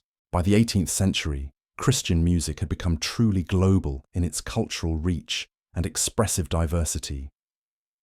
The simple melodies that had once provided comfort to persecuted minorities in Roman catacombs had evolved into sophisticated systems of intercultural communication that could carry Christian messages through virtually any musical language that human communities had developed. Yet this remarkable adaptability had not weakened the essential characteristics that made Christian music transformative. The emphasis on community participation, the integration of spiritual and social functions, and the capacity to create emotional experiences that opened hearts to divine love remained consistent across all cultural adaptations. The great missionary expansion of the 19th century would test this adaptability even further as Christian music encountered the diverse musical traditions of sub-Saharan Africa, where rhythmic complexity and communal participation had reached levels of sophistication that would challenge and enrich global Christian musical development in ways that continue to influence contemporary worship today. The trading winds of the 18th century carried more than ivory and gold dust from the African coast. In the cramped quarters of mission ships bound for Sierra Leone and the Gold Coast, Methodist and Anglican missionaries clutched leather-bound hymnals while struggling to imagine how their familiar melodies might sound when filtered through musical traditions they had never encountered. What awaited them would challenge every assumption they held about rhythm, harmony, and the very nature of communal worship itself. Reverend Thomas Thompson stepped onto the humid shores of Cape Coast Castle in 1751, his ears immediately assaulted by sounds that seemed to emerge from the very earth itself. African drummers were creating rhythmic patterns of such complexity that his European musical training provided no framework for understanding what he was experiencing. Multiple percussion instruments wove together in polyrhythmic tapestries that seemed to pulse with the heartbeat of the continent, while voices rose and fell in call and response patterns that suggested forms of musical democracy his Anglican traditions had never imagined.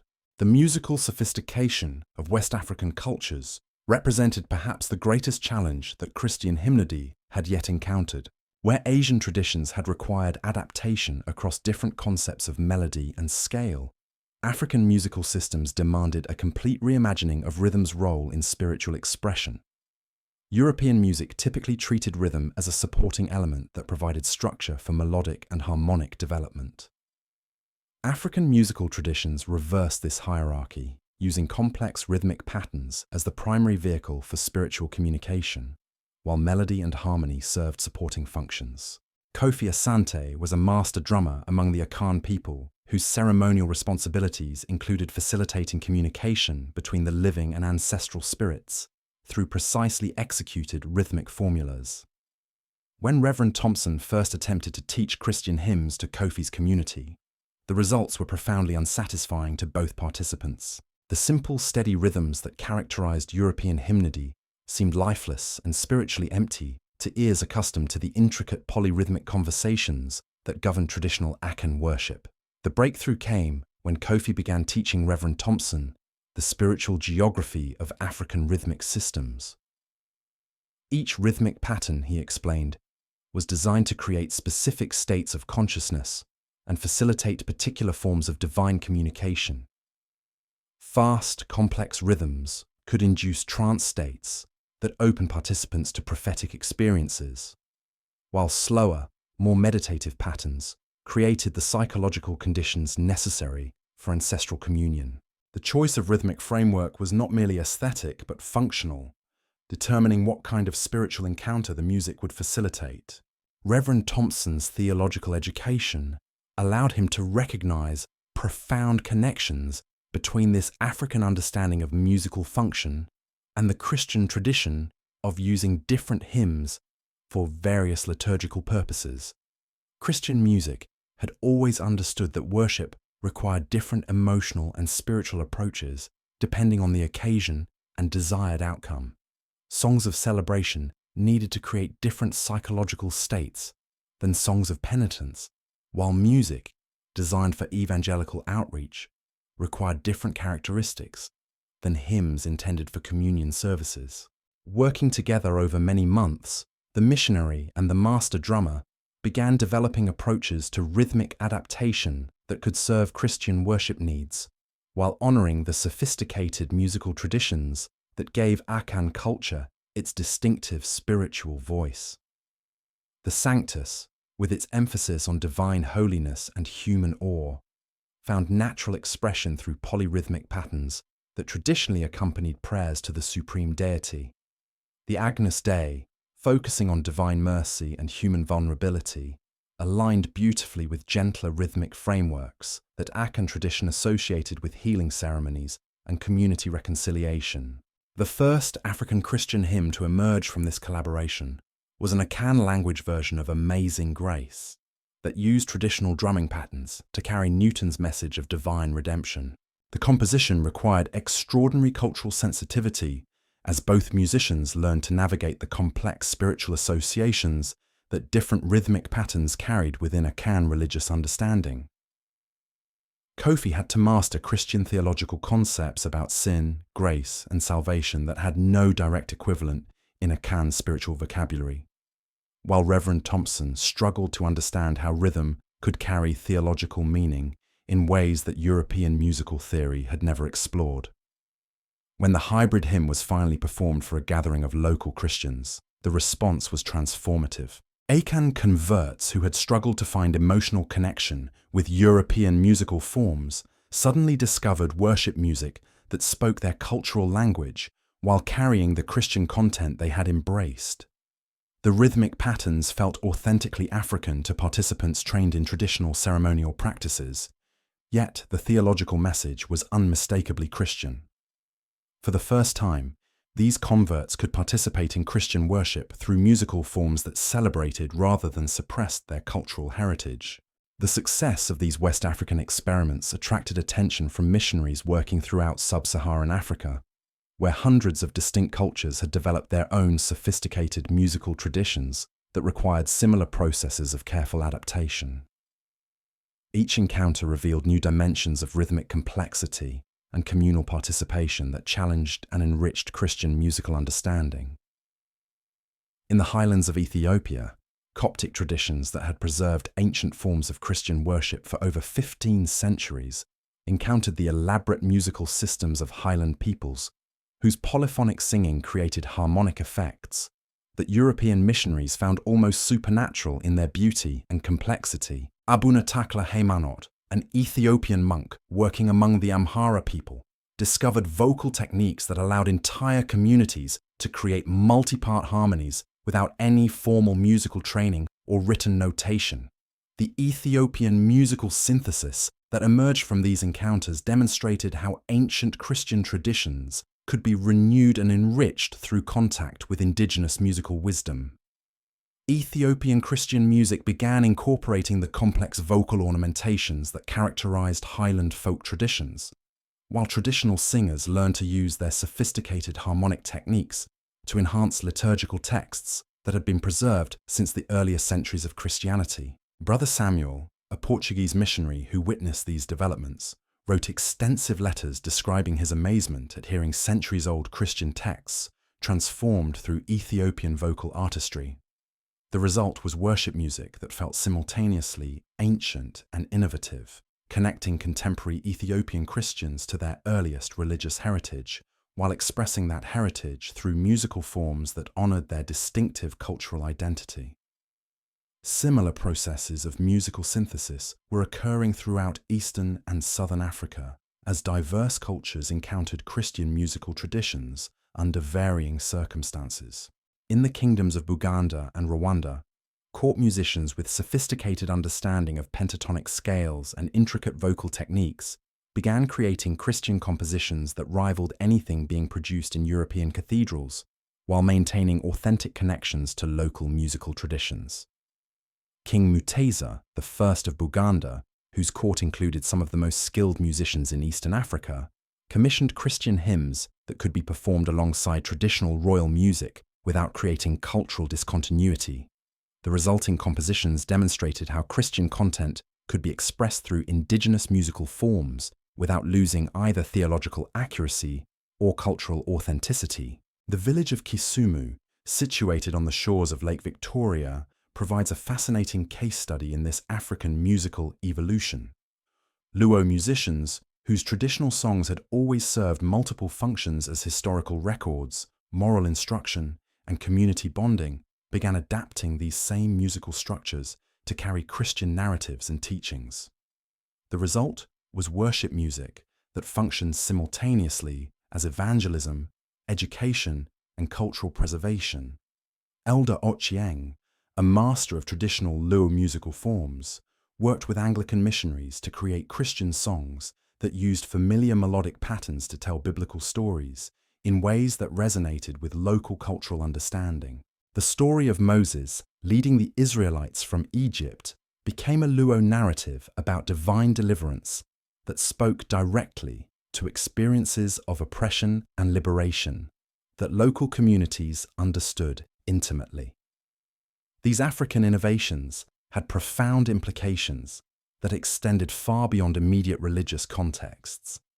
The rhythmic sophistication and participatory emphasis that characterized African Christian music began influencing musical development throughout the global Christian community as missionaries and converts traveled between different cultural contexts.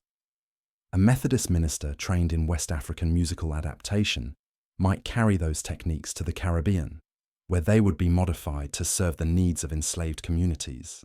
A Catholic priest familiar with Ethiopian polyphonic experiments might introduce those approaches to missionaries working in South America, creating new opportunities for musical synthesis. The result was an increasingly complex network of rhythmic and harmonic exchange that connected Christian communities across vast geographical and cultural distances. African musical innovations were enriching Christian worship traditions that had originated in European monasteries, while European harmonic concepts were being transformed through African rhythmic sensibilities in ways that created entirely new forms of musical expression. The transatlantic slave trade, despite its horrific human cost, inadvertently created additional opportunities for this musical cross-pollination as enslaved Africans carried their sophisticated musical traditions to the Americas, where they encountered both European Christian music and indigenous American musical forms. The result was an explosion of creative synthesis that would ultimately produce musical traditions like gospel, blues, jazz, and reggae that continue to influence global music today. In the cotton fields of South Carolina, enslaved people from various West African cultures began developing new forms of Christian expression. that combined the call and response patterns they remembered from home with the biblical narratives they were learning in plantation churches.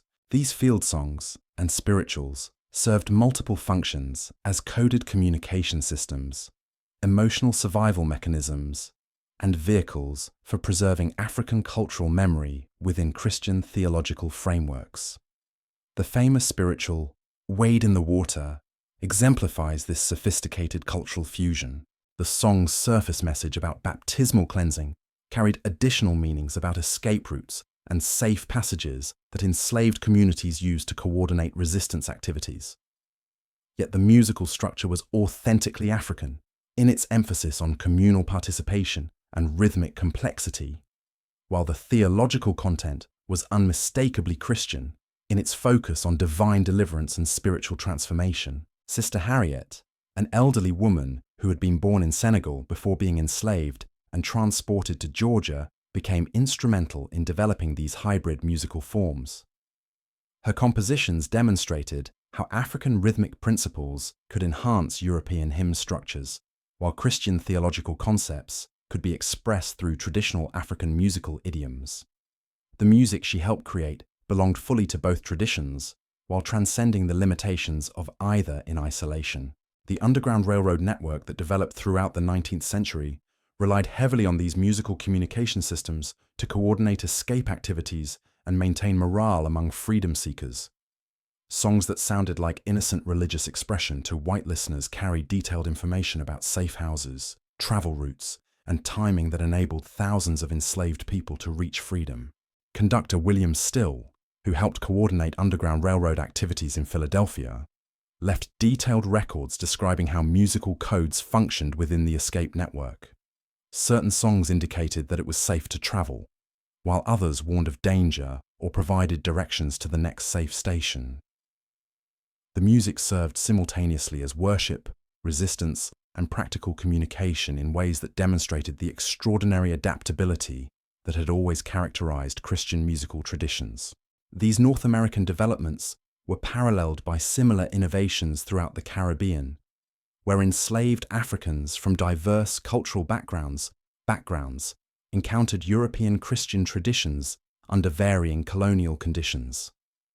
In Jamaica, Cuba, and Haiti, new forms of musical expression emerged that combined African rhythmic sophistication with Christian theological content and European harmonic concepts. The development of reggae music in 20th century Jamaica provides a clear example of how these historical processes of musical synthesis continued to evolve and influence global culture. Rastafarian musicians drew directly on traditions that had been established centuries earlier by enslaved Africans, who had learned to express Christian concepts through indigenous musical forms while maintaining connections to their African cultural heritage. Bob Marley's compositions demonstrate the continuing power of music to carry spiritual and social messages across cultural boundaries, while maintaining authentic connections to specific cultural traditions. His songs functioned simultaneously as entertainment, evangelism, and social commentary in ways that directly paralleled the multiple functions that Christian music had always served throughout its history of global expansion and cultural adaptation. The African contributions to Christian musical development represented more than simple additions to an existing tradition.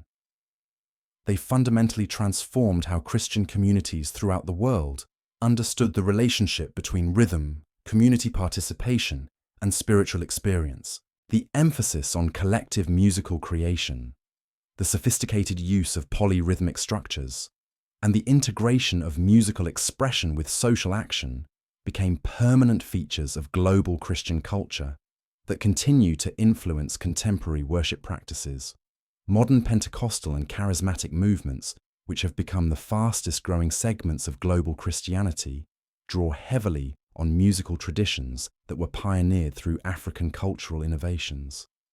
The emphasis on spontaneous communal singing, the use of complex rhythmic patterns to facilitate spiritual experiences, and the integration of musical expression with physical movement all reflect African contributions to Christian musical development. As the 19th century progressed into the 20th, These various streams of musical innovation began converging in ways that created unprecedented opportunities for global cultural exchange. Christian music had evolved from its origins as the secret songs of persecuted minorities into a sophisticated system of intercultural communication that could adapt to virtually any cultural context, while maintaining its essential transformative characteristics. The great revival movements that swept through Europe and North America during the 19th century drew heavily on musical innovations that had originated in African and other non-European contexts. The camp-meeting traditions that became central to American evangelical culture incorporated call and response patterns, rhythmic complexity, and participatory singing styles that had been developed through centuries of intercultural musical adaptation. Charles Finney, one of the most influential revivalists of the 19th century, explicitly acknowledged the debt that American evangelical music owed to African cultural innovations. His revival meetings featured musical arrangements that combined European hymn texts with African-influenced rhythmic patterns and vocal techniques, creating worship experiences that proved remarkably effective at generating emotional responses and inspiring spiritual commitments. The global missionary expansion that characterized the 19th century carried these hybrid musical traditions to every continent, where they continued to evolve through encounter with additional cultural systems.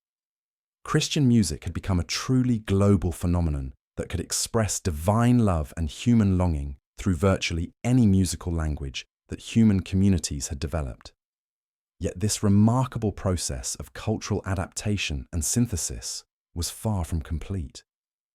The 20th century would witness even more dramatic developments as recording technology, radio broadcasting, and eventually digital communication created new possibilities for musical cross-pollination on scales that previous generations could never have imagined. The songs that had learned to speak Mandarin, Swahili, and Cherokee would soon need to adapt to entirely new forms of cultural expression while maintaining the essential qualities that had made them such powerful agents of human transformation throughout their extraordinary journey from Roman catacombs to global cultural phenomenon. The story of how music changed nations was entering its most dynamic phase, as technological innovation combined with cultural globalization to create unprecedented opportunities for the kind of transformative musical experiences that had always been Christianity's greatest gift to human civilization. The dawn of the 20th century brought with it technologies that would revolutionize how music traveled across the globe. But perhaps none so dramatically as the crackling voices that began to emerge from wooden radio boxes in living rooms from Manchester to Manila. Picture yourself in a small farmhouse in rural Kansas in 1923, where Martha Henderson first heard the ethereal strains of a Welsh hymn drifting through the static of her crystal radio set.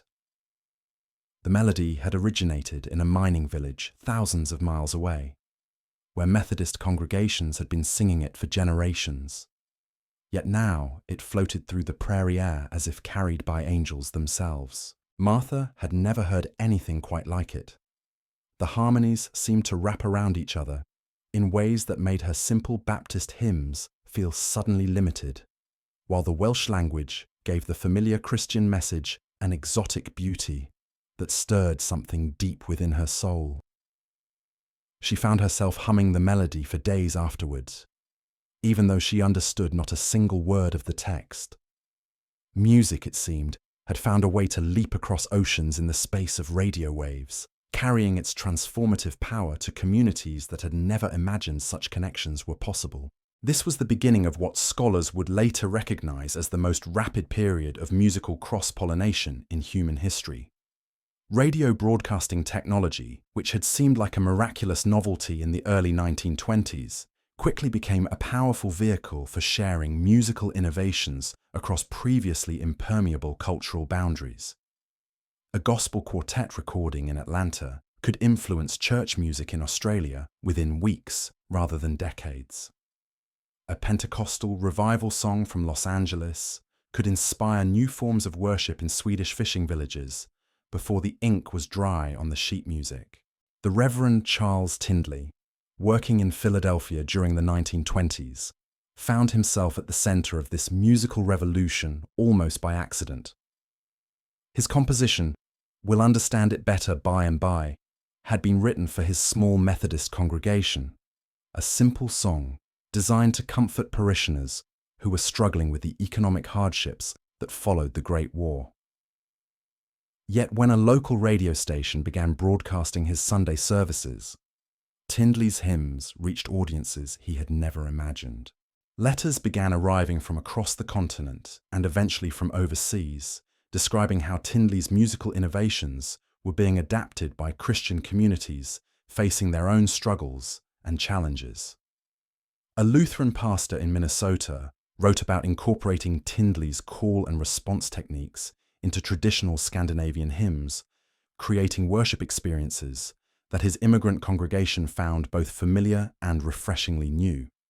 A Presbyterian missionary in Korea described how Tindley's emphasis on congregational participation had helped her create Christian music that felt authentically Korean while maintaining clear connections to global Christian traditions. What made Tindley's influence so remarkable was not just the geographical reach that radio technology enabled, but the speed with which his musical innovations could be adapted and modified by communities with completely different cultural backgrounds. A hymn that he composed on Monday morning could be sung in a dozen different languages and musical styles by the following Sunday, each adaptation reflecting local cultural characteristics, while preserving the essential spiritual message that had motivated the original composition. The Great Migration that brought millions of African Americans from the rural South to northern industrial cities during this period created additional opportunities for musical cross-pollination as traditional spiritual and gospel traditions encountered urban immigrant communities from Europe and elsewhere. In neighborhoods like Chicago's South Side and Detroit's Black Bottom, musical fusion was happening on street corners and in storefront churches with an intensity and creativity that would have profound implications for the future of American and global music. Sister Rosetta Tharpe, who would later become known as the godmother of rock and roll, was performing in small Pentecostal churches throughout this period, developing a musical style that combined traditional gospel structures with rhythmic innovations that drew from jazz, blues, and popular music. Her electric guitar playing, which scandalized some traditional church audiences, demonstrated how Christian music could embrace technological innovation while maintaining its essential spiritual function. Tharpe's performances created worship experiences that attracted diverse audiences who might never have entered the same building under other circumstances. White jazz musicians came to hear her guitar techniques, while European immigrants discovered forms of Christian expression that were far more emotionally engaging than the formal liturgical traditions they had known in their homelands. African American church music was serving as a bridge between different communities while continuing to evolve through these intercultural encounters. The recording industry that emerged during this period created permanent documentation of this musical evolution while also accelerating the pace of cultural exchange. Companies like Paramount Records began producing race records that captured the innovative church music being developed in African American communities, while labels like Victor and Columbia recorded the traditional hymns and spirituals of white Protestant denominations.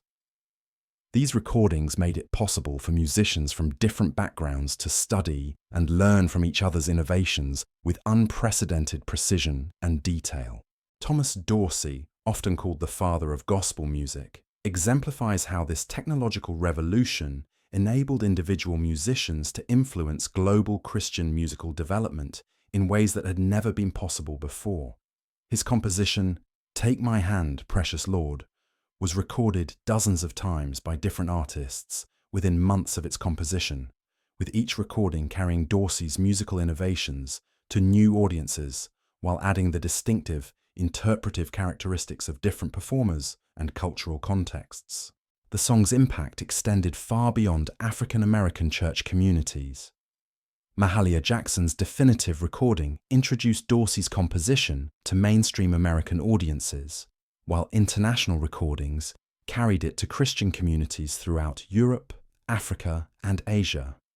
Each cultural context found different elements of the song to emphasize, yet all maintained the essential emotional and spiritual core that made Dorsey's composition so powerful. Meanwhile, the rise of Christian radio programming created new opportunities for musical evangelism that reached audiences far beyond traditional church boundaries. Programs like the Old-Fashioned Revival Hour and Haven of Rest carried Christian music to listeners who might never have chosen to attend religious services, while also providing platforms for musical innovations that might have remained confined to local communities without radio distribution. Charles Fuller's Old-Fashioned Revival Hour, which began broadcasting from California in 1930, ultimately reached audiences throughout North America and eventually around the world through shortwave transmission.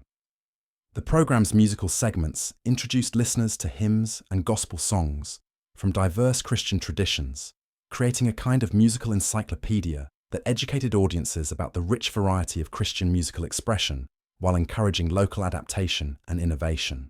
The program's mail responses, preserved in Fuller Seminary archives, reveal fascinating insights into how radio-transmitted Christian music was being received and adapted by communities throughout the world. A letter from a missionary in India describes how Fuller's broadcast had inspired the development of new Christian music that combined traditional Indian ragas with gospel song structures learned from the radio program.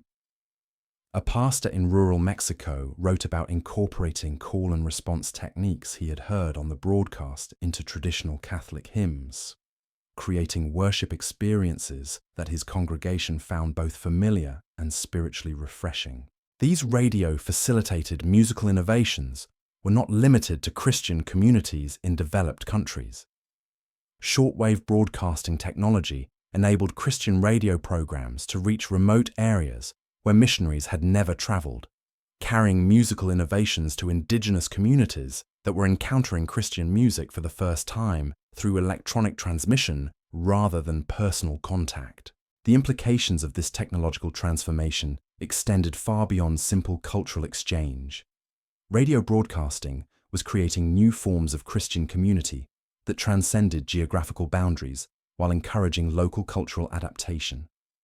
A farmer in Iowa and a shopkeeper in Ghana could participate in the same musical worship experience despite being separated by thousands of miles and completely different cultural backgrounds. Yet each could adapt what they heard to serve their own community's specific needs and cultural characteristics. This technological revolution coincided with significant theological developments within global Christianity that emphasized the importance of indigenous cultural expression in Christian worship and evangelism. The Edinburgh Missionary Conference of 1910 had already begun encouraging missionaries to develop forms of Christianity that honored local cultural traditions, rather than simply imposing European or American cultural forms. Radio technology provided practical tools for implementing this theological vision on a scale that had never been possible before. The development of indigenous Christian radio programming represented one of the most significant expressions of this theological shift. Rather than simply broadcasting Western Christian music to non-Western audiences, radio stations began producing programs that featured local Christian musicians performing in their own cultural styles while maintaining connections to global Christian traditions through shared theological content and musical structures. Radio HCJB, which began broadcasting from Ecuador in 1931, became a pioneering example of how radio technology could serve indigenous Christian musical development while maintaining connections to global Christian community. The station's programming featured Quechua Christian music that combined traditional Andean melodic patterns with Christian theological content, while also broadcasting hymns and gospel songs from North American and European traditions that had been adapted for Latin American cultural contexts. The station's influence extended throughout South America and eventually to other continents as its shortwave transmissions reached audiences that national radio services could not serve. Letters from listeners throughout Latin America described how HCJB's programming had inspired local Christian communities to develop their own indigenous musical traditions while maintaining connections to the broader global Christian community. Similar developments were occurring throughout Africa, Asia, and Oceania as local Christian communities gained access to radio technology and began developing programming that served their specific cultural and linguistic needs. The result was an explosion of musical creativity that produced Christian music in hundreds of languages and cultural styles, while maintaining the essential characteristics that had always made Christian music a powerful force for personal and social transformation. The Sudanese missionary station FRCN provides another compelling example of how radio technology enabled indigenous Christian musical development in cultural contexts that had previously been isolated from global Christian musical traditions. The station's programming featured Arabic Christian music that combined traditional Middle Eastern melodic patterns and rhythmic structures with Christian theological content, creating worship experiences that felt authentically Arab while connecting listeners to global Christian community. The music produced for these broadcasts influenced Christian communities throughout the Middle East and North Africa, regions where Christian musical development had been constrained by political and cultural pressures for centuries. Radio broadcasting provided a way for Christian musicians in these regions to share their innovations with each other, while also connecting to the broader global Christian musical tradition that had evolved through centuries of cultural adaptation and synthesis. The Second World War created additional opportunities for musical cross-pollination as military service brought together Christians from diverse cultural backgrounds who shared their musical traditions with each other during periods of rest and recreation. Chaplain services in military units often featured musical collaborations between soldiers from different regions and denominations, creating hybrid forms of Christian music that reflected the diversity of American and Allied military forces. Sergeant Johnny Cash, who would later become one of America's most influential country and gospel musicians, described how his military service in Germany exposed him to Christian musical traditions from throughout Europe and North America that profoundly influenced his later compositions. The experience of singing hymns with fellow soldiers from rural Appalachia, urban Detroit, and immigrant communities throughout the Midwest created musical experiences that transcended the regional and cultural boundaries that had previously limited American Christian music.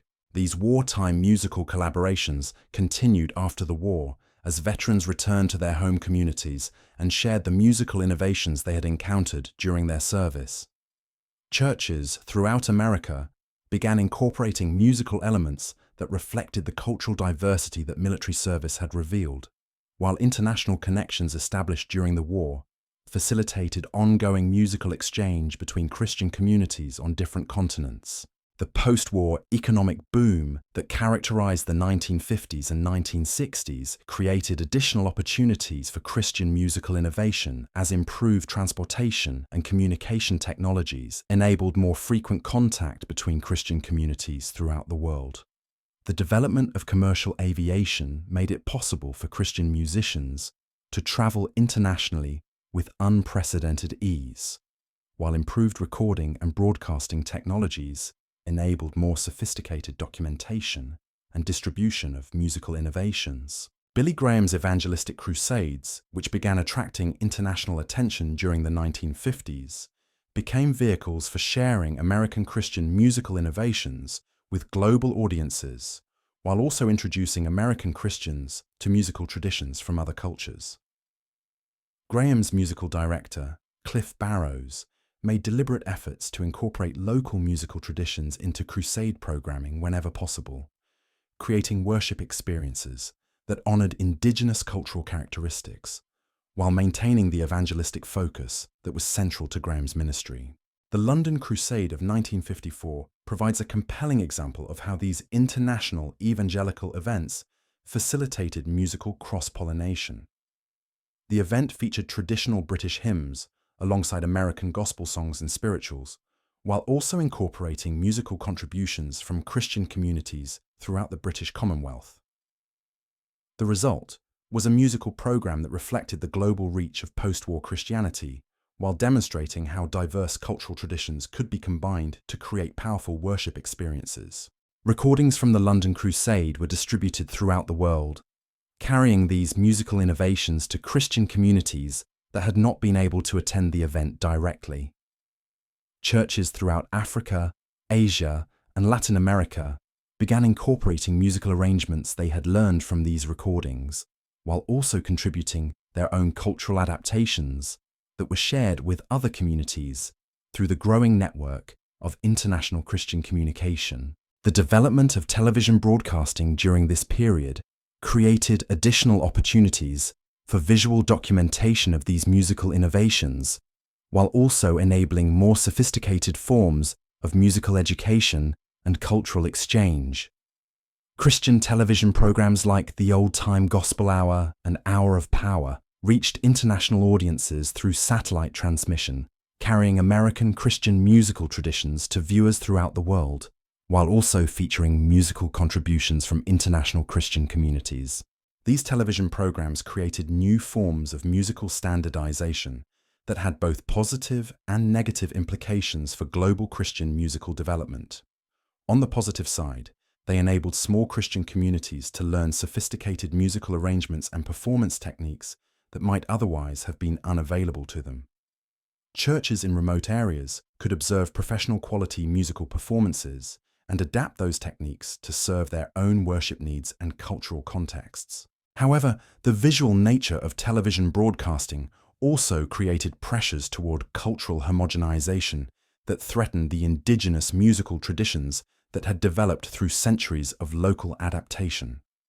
Christian communities that had developed their own distinctive musical styles sometimes felt pressure to conform to the visual and musical standards they observed on television programming, potentially losing cultural characteristics that had made their worship authentic and meaningful within their specific contexts.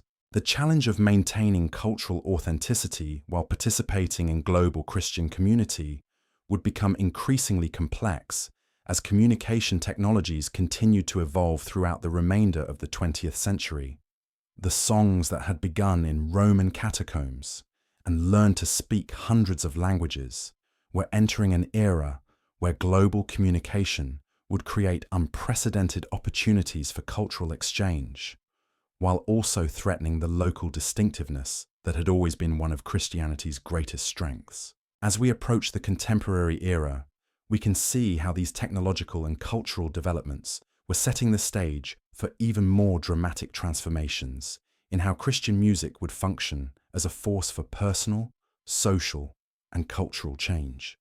The melodies that had comforted martyrs, inspired reformers, and bridged cultural divides were about to encounter digital technologies that would enable forms of global musical collaboration that previous generations could never have imagined, while also creating new challenges for maintaining the authentic local expressions that had always been essential to Christianity's transformative power. The digital revolution that swept across the globe in the final decades of the 20th century brought with it possibilities that would have seemed like pure fantasy to the radio pioneers of the 1920s. Imagine sitting in a small church in rural Tanzania in 1995, where Pastor Emmanuel Makuki has just connected his congregation to something called the World Wide Web through a donated computer and a satellite connection that crackles with the promise of infinite possibility. For the first time in human history, this remote community could instantly access Christian music from every corner of the globe, while simultaneously sharing their own musical innovations with believers they would never meet in person. The transformation was breathtaking in its immediacy and scope. Within minutes, Pastor Emmanuel's congregation could listen to gospel choirs from Korea, Celtic hymns from Scotland, contemporary worship songs from Australia, and traditional spirituals from the American South. Yet what made this technological miracle truly revolutionary was not just the access it provided to existing music, but the creative possibilities it opened for entirely new forms of musical collaboration and cultural synthesis. Sister Grace Wanjiku, a young woman in Pastor Emmanuel's congregation who had been trained in traditional Kikuyu musical forms, found herself in email correspondence with a Methodist minister in rural Alabama who was struggling to revitalize his aging congregation's worship music. Through file sharing and digital recording technology, Grace began teaching him traditional African call and response techniques, while he introduced her to American gospel harmonies that had evolved from the very African traditions her ancestors had carried across the Atlantic centuries earlier. The musical compositions that emerged from this unlikely collaboration represented something unprecedented in Christian musical history. Grace and Reverend James Patterson were creating hymns that combined Kikuyu melodic patterns with African-American harmonic structures, English and Swahili lyrics, and rhythmic elements that drew from both traditional African drumming and contemporary American gospel music. These digital age spirituals belonged fully to both cultures, while transcending the limitations of either tradition in isolation. More remarkably, their collaborative compositions could be shared instantly with Christian communities throughout the world through email attachments and early file-sharing networks. A church in Brazil could download and adapt their music within hours of its completion, adding Portuguese lyrics and Latin American rhythmic elements that reflected local cultural characteristics, while maintaining the essential spiritual message that had motivated the original composition. The multiplication effect was extraordinary. A single musical idea that originated in a collaborative email exchange between Tanzania and Alabama might spawn dozens of cultural adaptations within weeks, each carrying the core spiritual content to new linguistic and cultural contexts, while adding distinctive local characteristics that enrich the overall tradition. Christian music was evolving at digital speed, creating new forms of global cultural unity while encouraging unprecedented local diversity. Dr. Sarah Kim, a musicologist at Seoul National University who was documenting these developments, described the phenomenon as the democratization of musical creation and distribution on a scale that made the printing press revolution seem modest by comparison.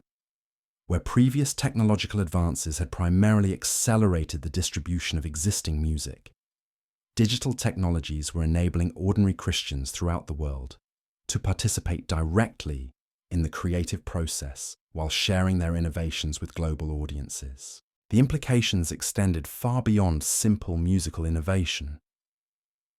These digital collaborations were creating new forms of international Christian community that transcended traditional denominational, cultural, and geographical boundaries, while strengthening rather than weakening local cultural expression. Christians in remote locations were no longer isolated from global Christian musical development, yet they were also empowered to contribute their own cultural perspectives to that development in ways that had never been possible before.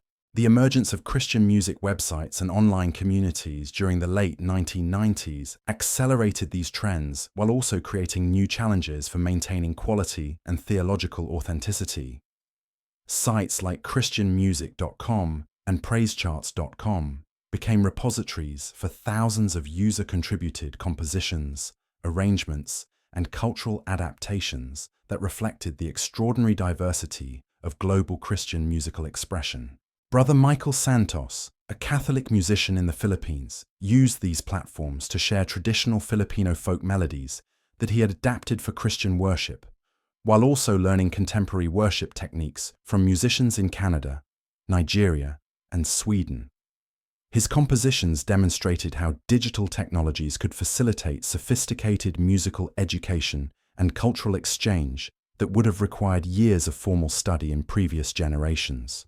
The quality of Michael's work improved dramatically as he received feedback and suggestions from experienced musicians throughout the world who encountered his compositions through online platforms.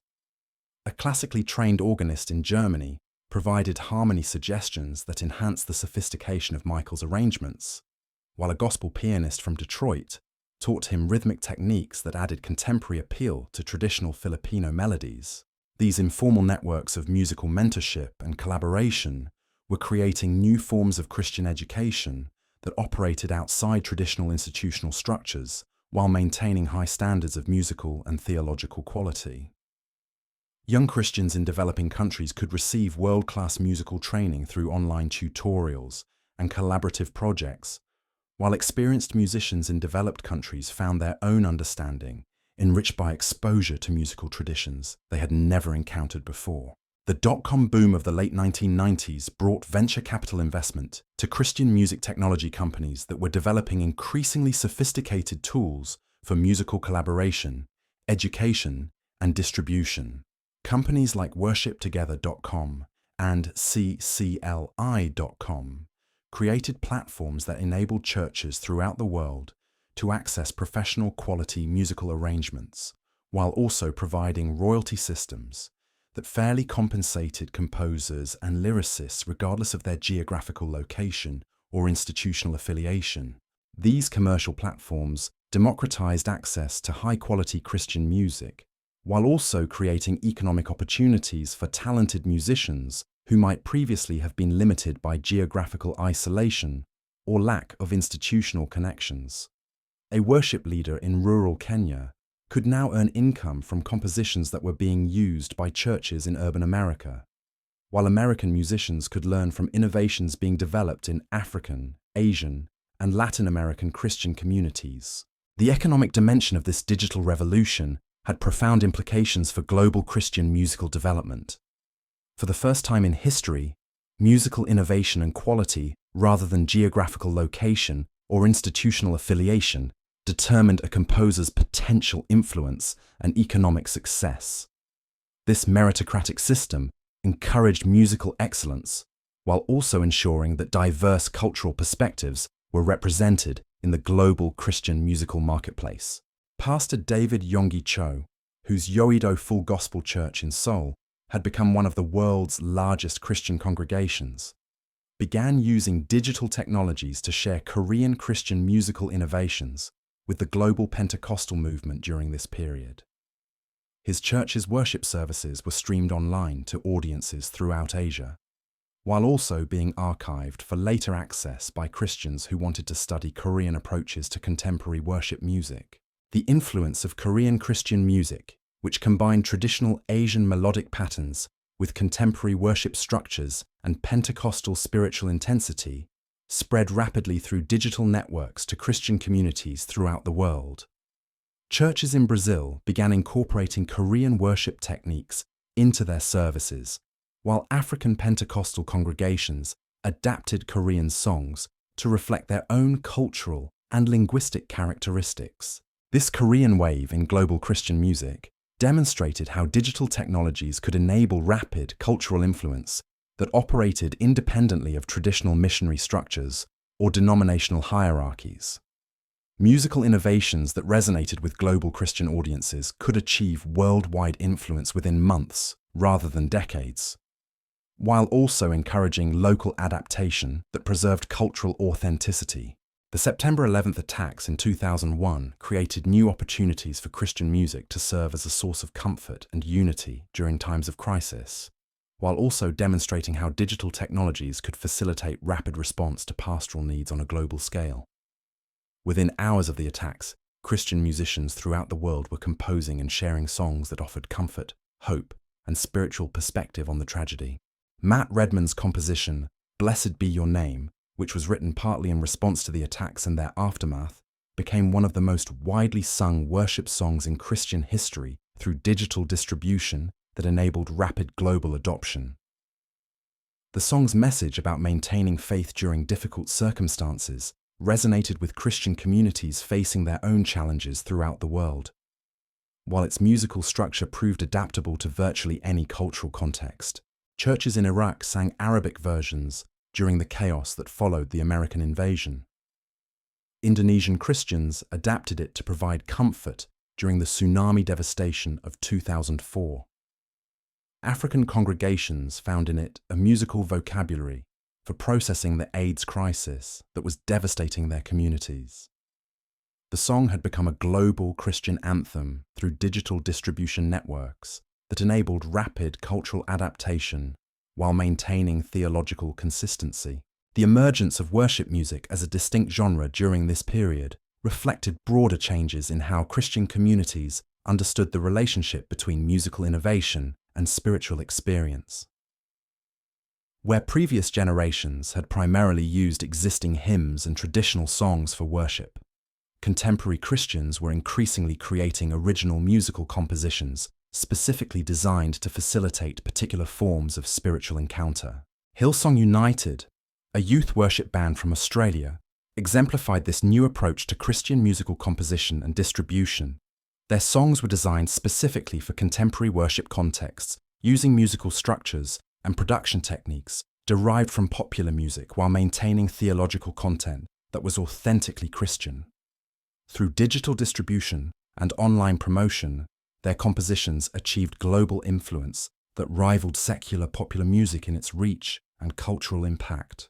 The success of Hillsong United demonstrated how Christian music could compete effectively in the global entertainment marketplace while maintaining its essential spiritual and theological functions. Their concerts attracted audiences that included both committed Christians and curious non-believers, creating evangelistic opportunities that traditional church services might never have provided. More importantly, for the long-term development of Christian music, Hillsong United's success encouraged thousands of local worship bands throughout the world to develop their own contemporary Christian compositions. Churches that had previously relied entirely on traditional hymns or professional recordings began creating original music that reflected their particular cultural contexts while maintaining connections to global contemporary worship movements. The proliferation of home recording technology during this period enabled ordinary Christians to produce professional quality musical recordings that could be distributed through digital networks without significant financial investment. A worship leader with a computer, basic recording software, and an internet connection could create and distribute music that reached global audiences while operating from a bedroom or church basement. This democratization of music production had profound implications for cultural diversity within global Christian music. Rather than being dominated by professional musicians from major recording centers, Christian music was increasingly reflecting the full spectrum of global Christian cultural expression. Songs created in African villages, Asian megachurches, Latin American base communities, and European immigrant congregations could all compete for attention on equal terms within the global digital marketplace. The emergence of streaming platforms like Spotify and Apple Music during the 2000s created additional opportunities for Christian music discovery and cultural exchange. Listeners could create personalized playlists that combine traditional hymns, contemporary worship songs, gospel music, and Christian compositions from cultures they had never encountered before. These algorithmic recommendation systems introduced Christians to musical traditions that broadened their cultural horizons while deepening their spiritual understanding. Social media platforms that emerged during this period created new opportunities for musical collaboration and cultural exchange that operated at unprecedented speed and scale. Facebook groups dedicated to Christian music became forums for sharing compositions, discussing theological implications of musical choices, and coordinating collaborative projects between musicians from different countries and cultural backgrounds. YouTube, which launched in 2005, became perhaps the most important platform for Christian musical innovation and cultural exchange. Churches throughout the world began uploading their worship services, creating a vast library of Christian musical expression that documented the extraordinary diversity of global Christian culture, while also providing educational resources for musicians who wanted to learn from other traditions. The YouTube phenomenon also created new opportunities for individual Christian musicians to achieve global influence without institutional support or commercial backing. A teenager with musical talent and a webcam could create worship videos that reached millions of viewers, while also inspiring other young Christians to develop their own musical gifts and contribute to the ongoing evolution of Christian musical expression. As we move deeper into the digital age, these technological innovations continue to accelerate the pace of Christian musical development, while also creating new challenges for maintaining cultural authenticity and theological integrity. The songs that had begun in Roman catacombs were entering an era where global collaboration and instant communication would create unprecedented opportunities for musical innovation, while also testing the essential characteristics that had made Christian music such a powerful force for personal and social transformation throughout its remarkable history. The story of how hymns changed nations was entering its most dynamic and unpredictable phase, as digital technologies combined with global cultural exchange to create new possibilities for the kind of transformative musical experiences that had always been Christianity's greatest gift to human civilization. Yet, through all these technological and cultural changes, the fundamental power of human voices raised together in hope, faith, and love remained as potent as it had been in those first hidden gatherings beneath the streets of ancient Rome. The smartphone revolution of the late 2000s brought Christian music into the palm of every believer's hand, creating possibilities that would have astounded even the digital pioneers of the previous decade. Picture Maria Santos, a young worship leader in São Paulo, standing in her crowded subway car at rush hour in 2008, her earbuds carrying the voices of a Maasai choir from Kenya directly into her morning commute.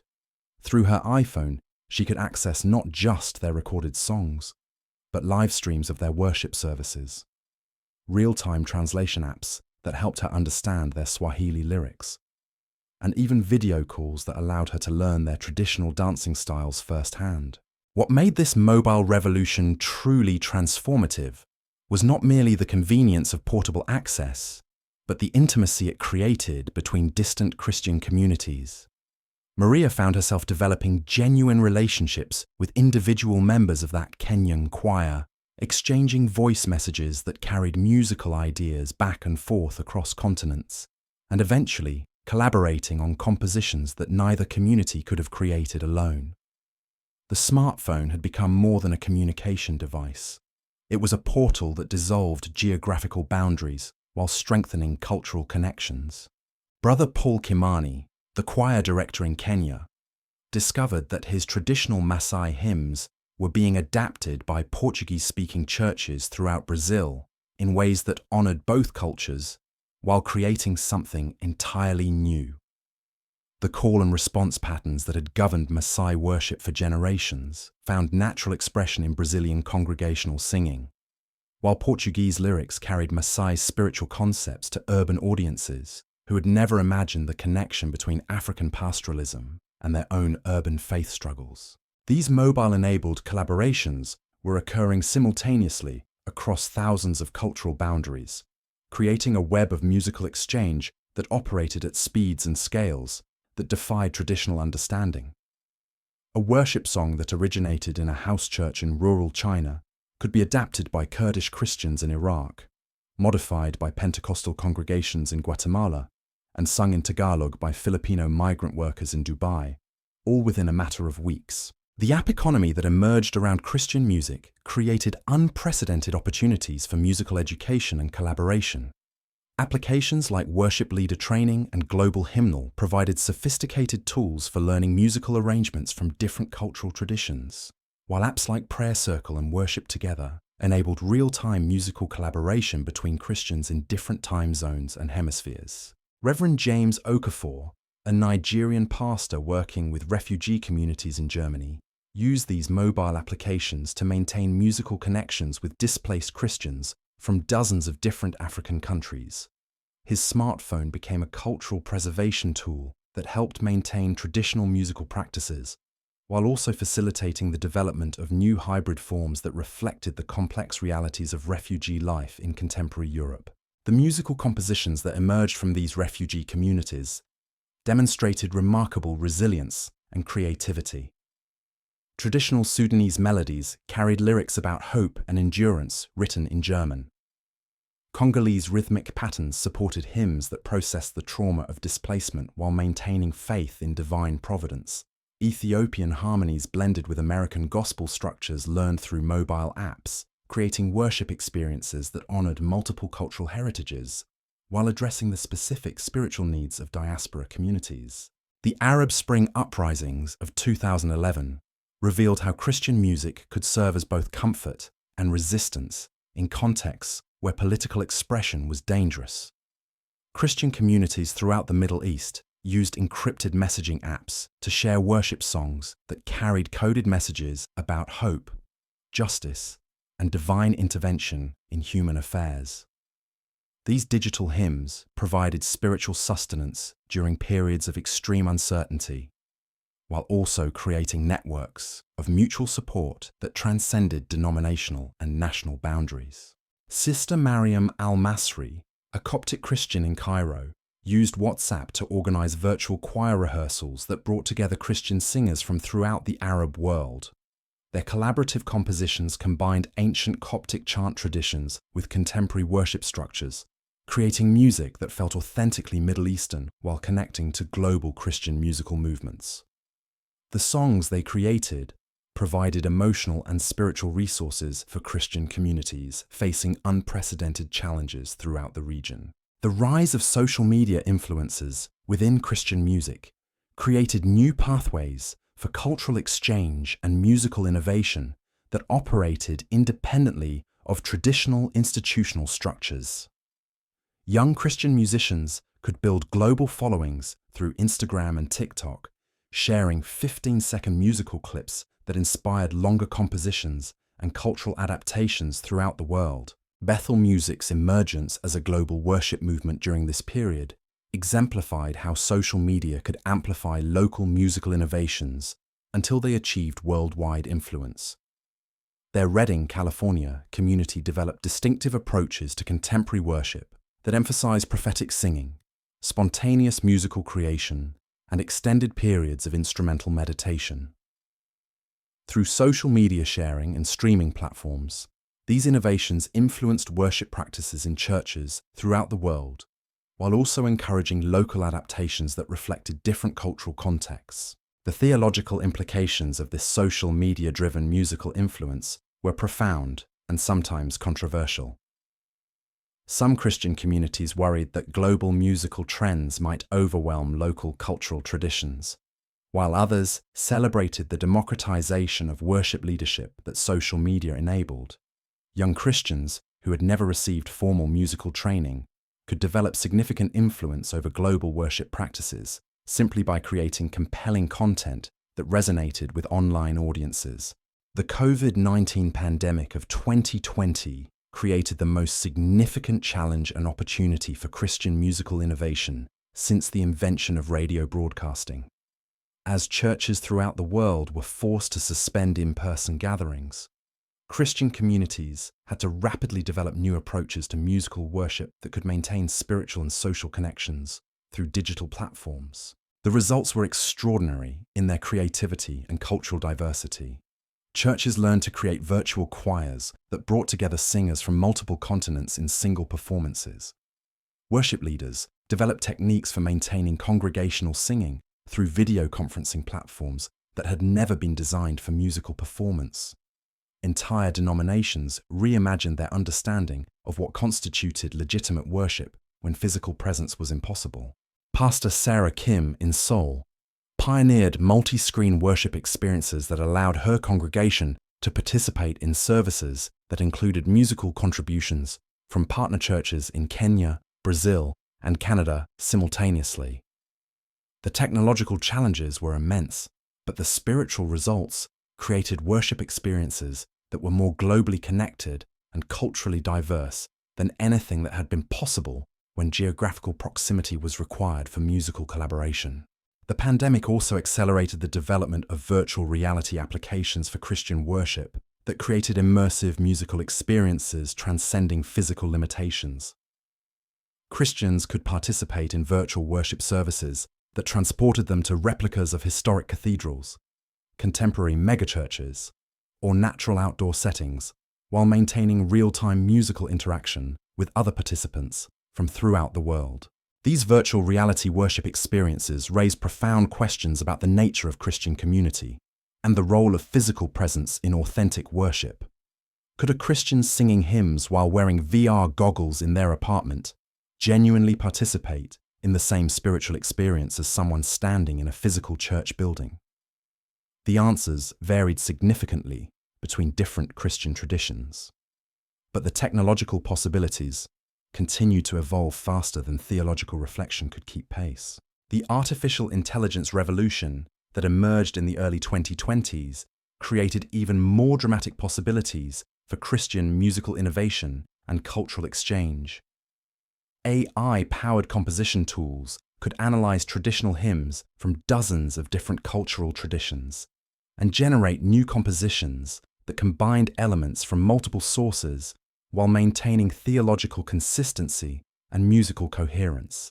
Musicians like David Breimer began experimenting with AI-assisted composition that could create worship songs in languages and musical styles they had never studied, opening possibilities for cross-cultural musical creation that transcended individual cultural limitations.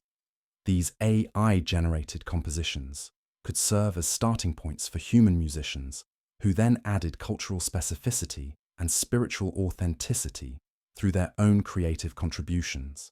The ethical implications of AI-generated Christian music sparked intense debates within global Christian communities. Some argued that musical creation was fundamentally a human expression of divine creativity that could not be authentically replicated by machines.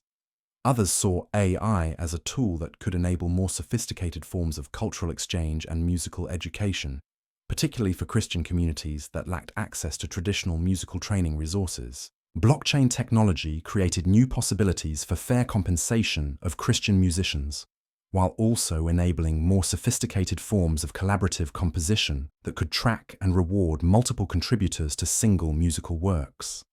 A worship song that incorporated melodic elements from Ethiopian traditions, rhythmic patterns from Brazilian sources, harmonic structures developed by Korean composers, and lyrics written by American poets could now fairly compensate all contributors through smart contracts that automatically distributed royalties based on predetermined agreements. These technological innovations were creating new forms of economic justice within global Christian music that had never been possible when geographical location and institutional connections determined access to musical education and distribution networks.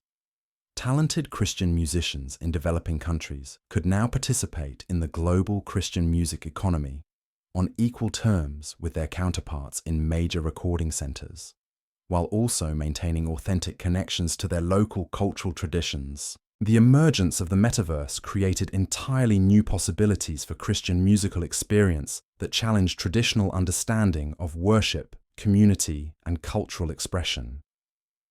Virtual worlds could be designed specifically for Christian worship, incorporating architectural elements from different cultural traditions while enabling musical performances that combined live and recorded elements from throughout the world.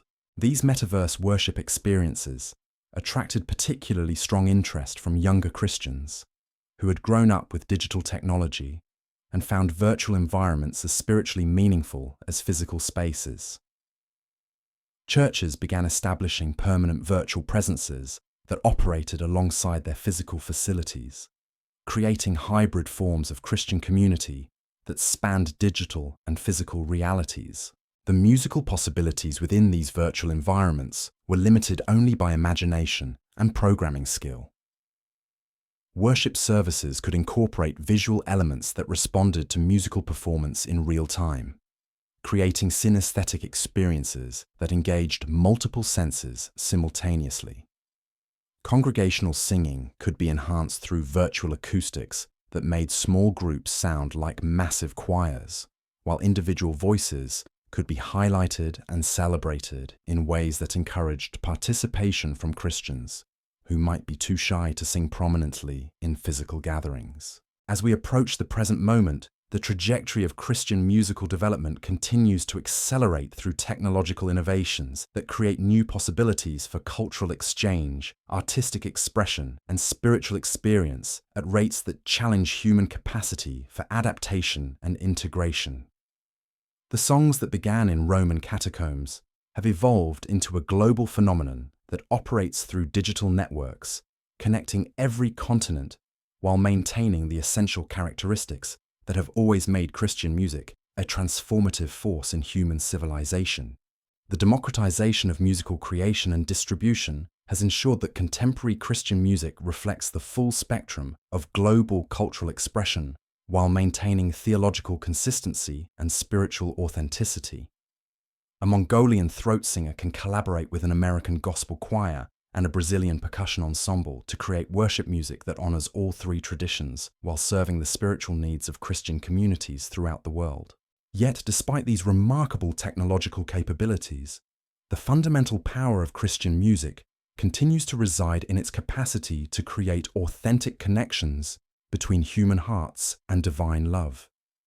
The most sophisticated digital innovations serve ultimately to facilitate the same spiritual experiences that motivated those first secret gatherings beneath the streets of ancient Rome. The transformation of individual lives through participation in communities united by hope, sustained by faith, and motivated by love that transcends every boundary that human cultures have constructed. The story of how hymns changed nations has become the story of how digital networks are creating new forms of global Christian community while preserving the local cultural expressions that have always given Christian music its authentic power to transform both individuals and societies. The melodies that once provided comfort to martyrs now carry messages of hope through fiber optic cables and satellite transmissions to Christians facing persecution, poverty, and despair in every corner of the contemporary world. As artificial intelligence, virtual reality, and blockchain technologies continue to evolve, they promise to create even more sophisticated tools for musical collaboration, cultural exchange, and spiritual expression. Yet the essential challenge remains the same as it was for those early Christian communities hiding in Roman catacombs: how to use whatever tools are available to create authentic experiences of divine love that transform human hearts, while building communities capable of carrying that transformative power to others who desperately need to hear that they are loved, valued, and invited to participate in something larger and more beautiful than they had ever imagined possible. The future of Christian music will be written by communities that understand both the unprecedented technological opportunities available to them and the timeless spiritual needs that have always motivated authentic Christian musical expression. The songs that changed nations will continue to evolve, adapt, and transform as they encounter new cultures, new technologies, and new challenges, while maintaining the essential characteristics that have made them such powerful agents of human flourishing throughout their extraordinary journey from ancient persecution to global phenomenon. The trembling voice of Sister Catherine echoed through the stone corridors of Cluny Abbey in 1098 as she practiced the new sequence that had arrived from Constantinople just weeks before. The melody carried within its flowing lines a story that would have seemed impossible to the persecuted Christians of earlier centuries. Byzantine chant was merging with Gregorian traditions, creating musical bridges between Eastern and Western Christianity that had been separated by politics, theology, and centuries of mistrust. What Sister Catherine was experiencing represented one of the most remarkable chapters in the ongoing story of how Christian music continued to transcend human divisions. The Crusades, despite their tragic violence and cultural destruction, had inadvertently created opportunities for musical exchange between Christian traditions that had developed in isolation from each other for nearly 500 years. Knights returning from the Holy Land carried in their memories melodic fragments from Orthodox liturgies, while Byzantine refugees fleeing westward brought with them musical treasures that European monasteries had never imagined. Brother Anselm of Canterbury had been corresponding with Orthodox monks on Mount Athos, sharing Latin manuscripts in exchange for Greek musical notations that revealed entirely different approaches to sacred music. The Eastern traditions emphasized modal complexity and ornamental elaboration that made Western chant seem almost austere by comparison, while Western harmonic developments offered structural possibilities that Eastern musicians found fascinating and inspiring. The musical fusion that emerged from these exchanges required extraordinary patience and cultural sensitivity. Orthodox chant operated according to mathematical principles derived from ancient Greek music theory, using microtonal intervals and ornamental techniques that Western ears struggled to perceive accurately. Meanwhile, the developing Western tradition of polyphony introduced concepts about simultaneous melodic lines that Orthodox tradition had never explored. Master Léonin, working at the Cathedral of Notre Dame in Paris, began incorporating ornamental techniques learned from Byzantine manuscripts into his revolutionary polyphonic compositions.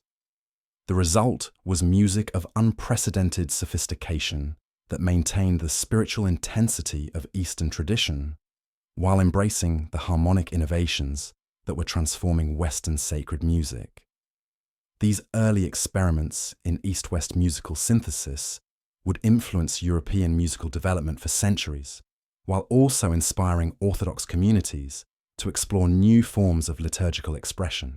The success of these medieval musical exchanges demonstrated once again the remarkable adaptability that had always characterized Christian music. Just as the tradition had learned to speak Celtic, Germanic, and Romance languages, it now proved capable of bridging the theological and cultural divisions that had split Eastern and Western Christianity. Music was serving as a universal language that could carry spiritual meaning across barriers that diplomatic and theological efforts had failed to overcome. The Franciscan movement that emerged during the 13th century created additional opportunities for musical innovation as friars traveling throughout Europe encountered diverse local traditions while maintaining connections to a unified spiritual vision. St. Francis himself had encouraged musical expression as a form of prayer and evangelism, recognizing that songs could reach hearts that sermons might never touch. Brother Jacopone da Todi exemplified this Franciscan approach to musical ministry, creating compositions that combined sophisticated theological content with melodies simple enough for ordinary people to learn and remember. His laude were designed specifically for congregational singing, representing a deliberate democratization of sacred music that challenged the increasingly elaborate choral traditions developing in cathedrals and monasteries. And so, dear friends, as we reach the end of our journey through these corridors of time, we find ourselves back where we began, listening to the echoes of voices that refuse to be silenced. From those first trembling melodies whispered in Roman catacombs to the digital symphonies streaming across our interconnected world, we have witnessed something truly extraordinary. The power of simple songs to reshape the very foundations of civilization itself. Through centuries of persecution and triumph, through cultural boundaries and technological revolutions, these hymns have proven that music indeed possesses the remarkable ability to change not just individual hearts, but entire nations.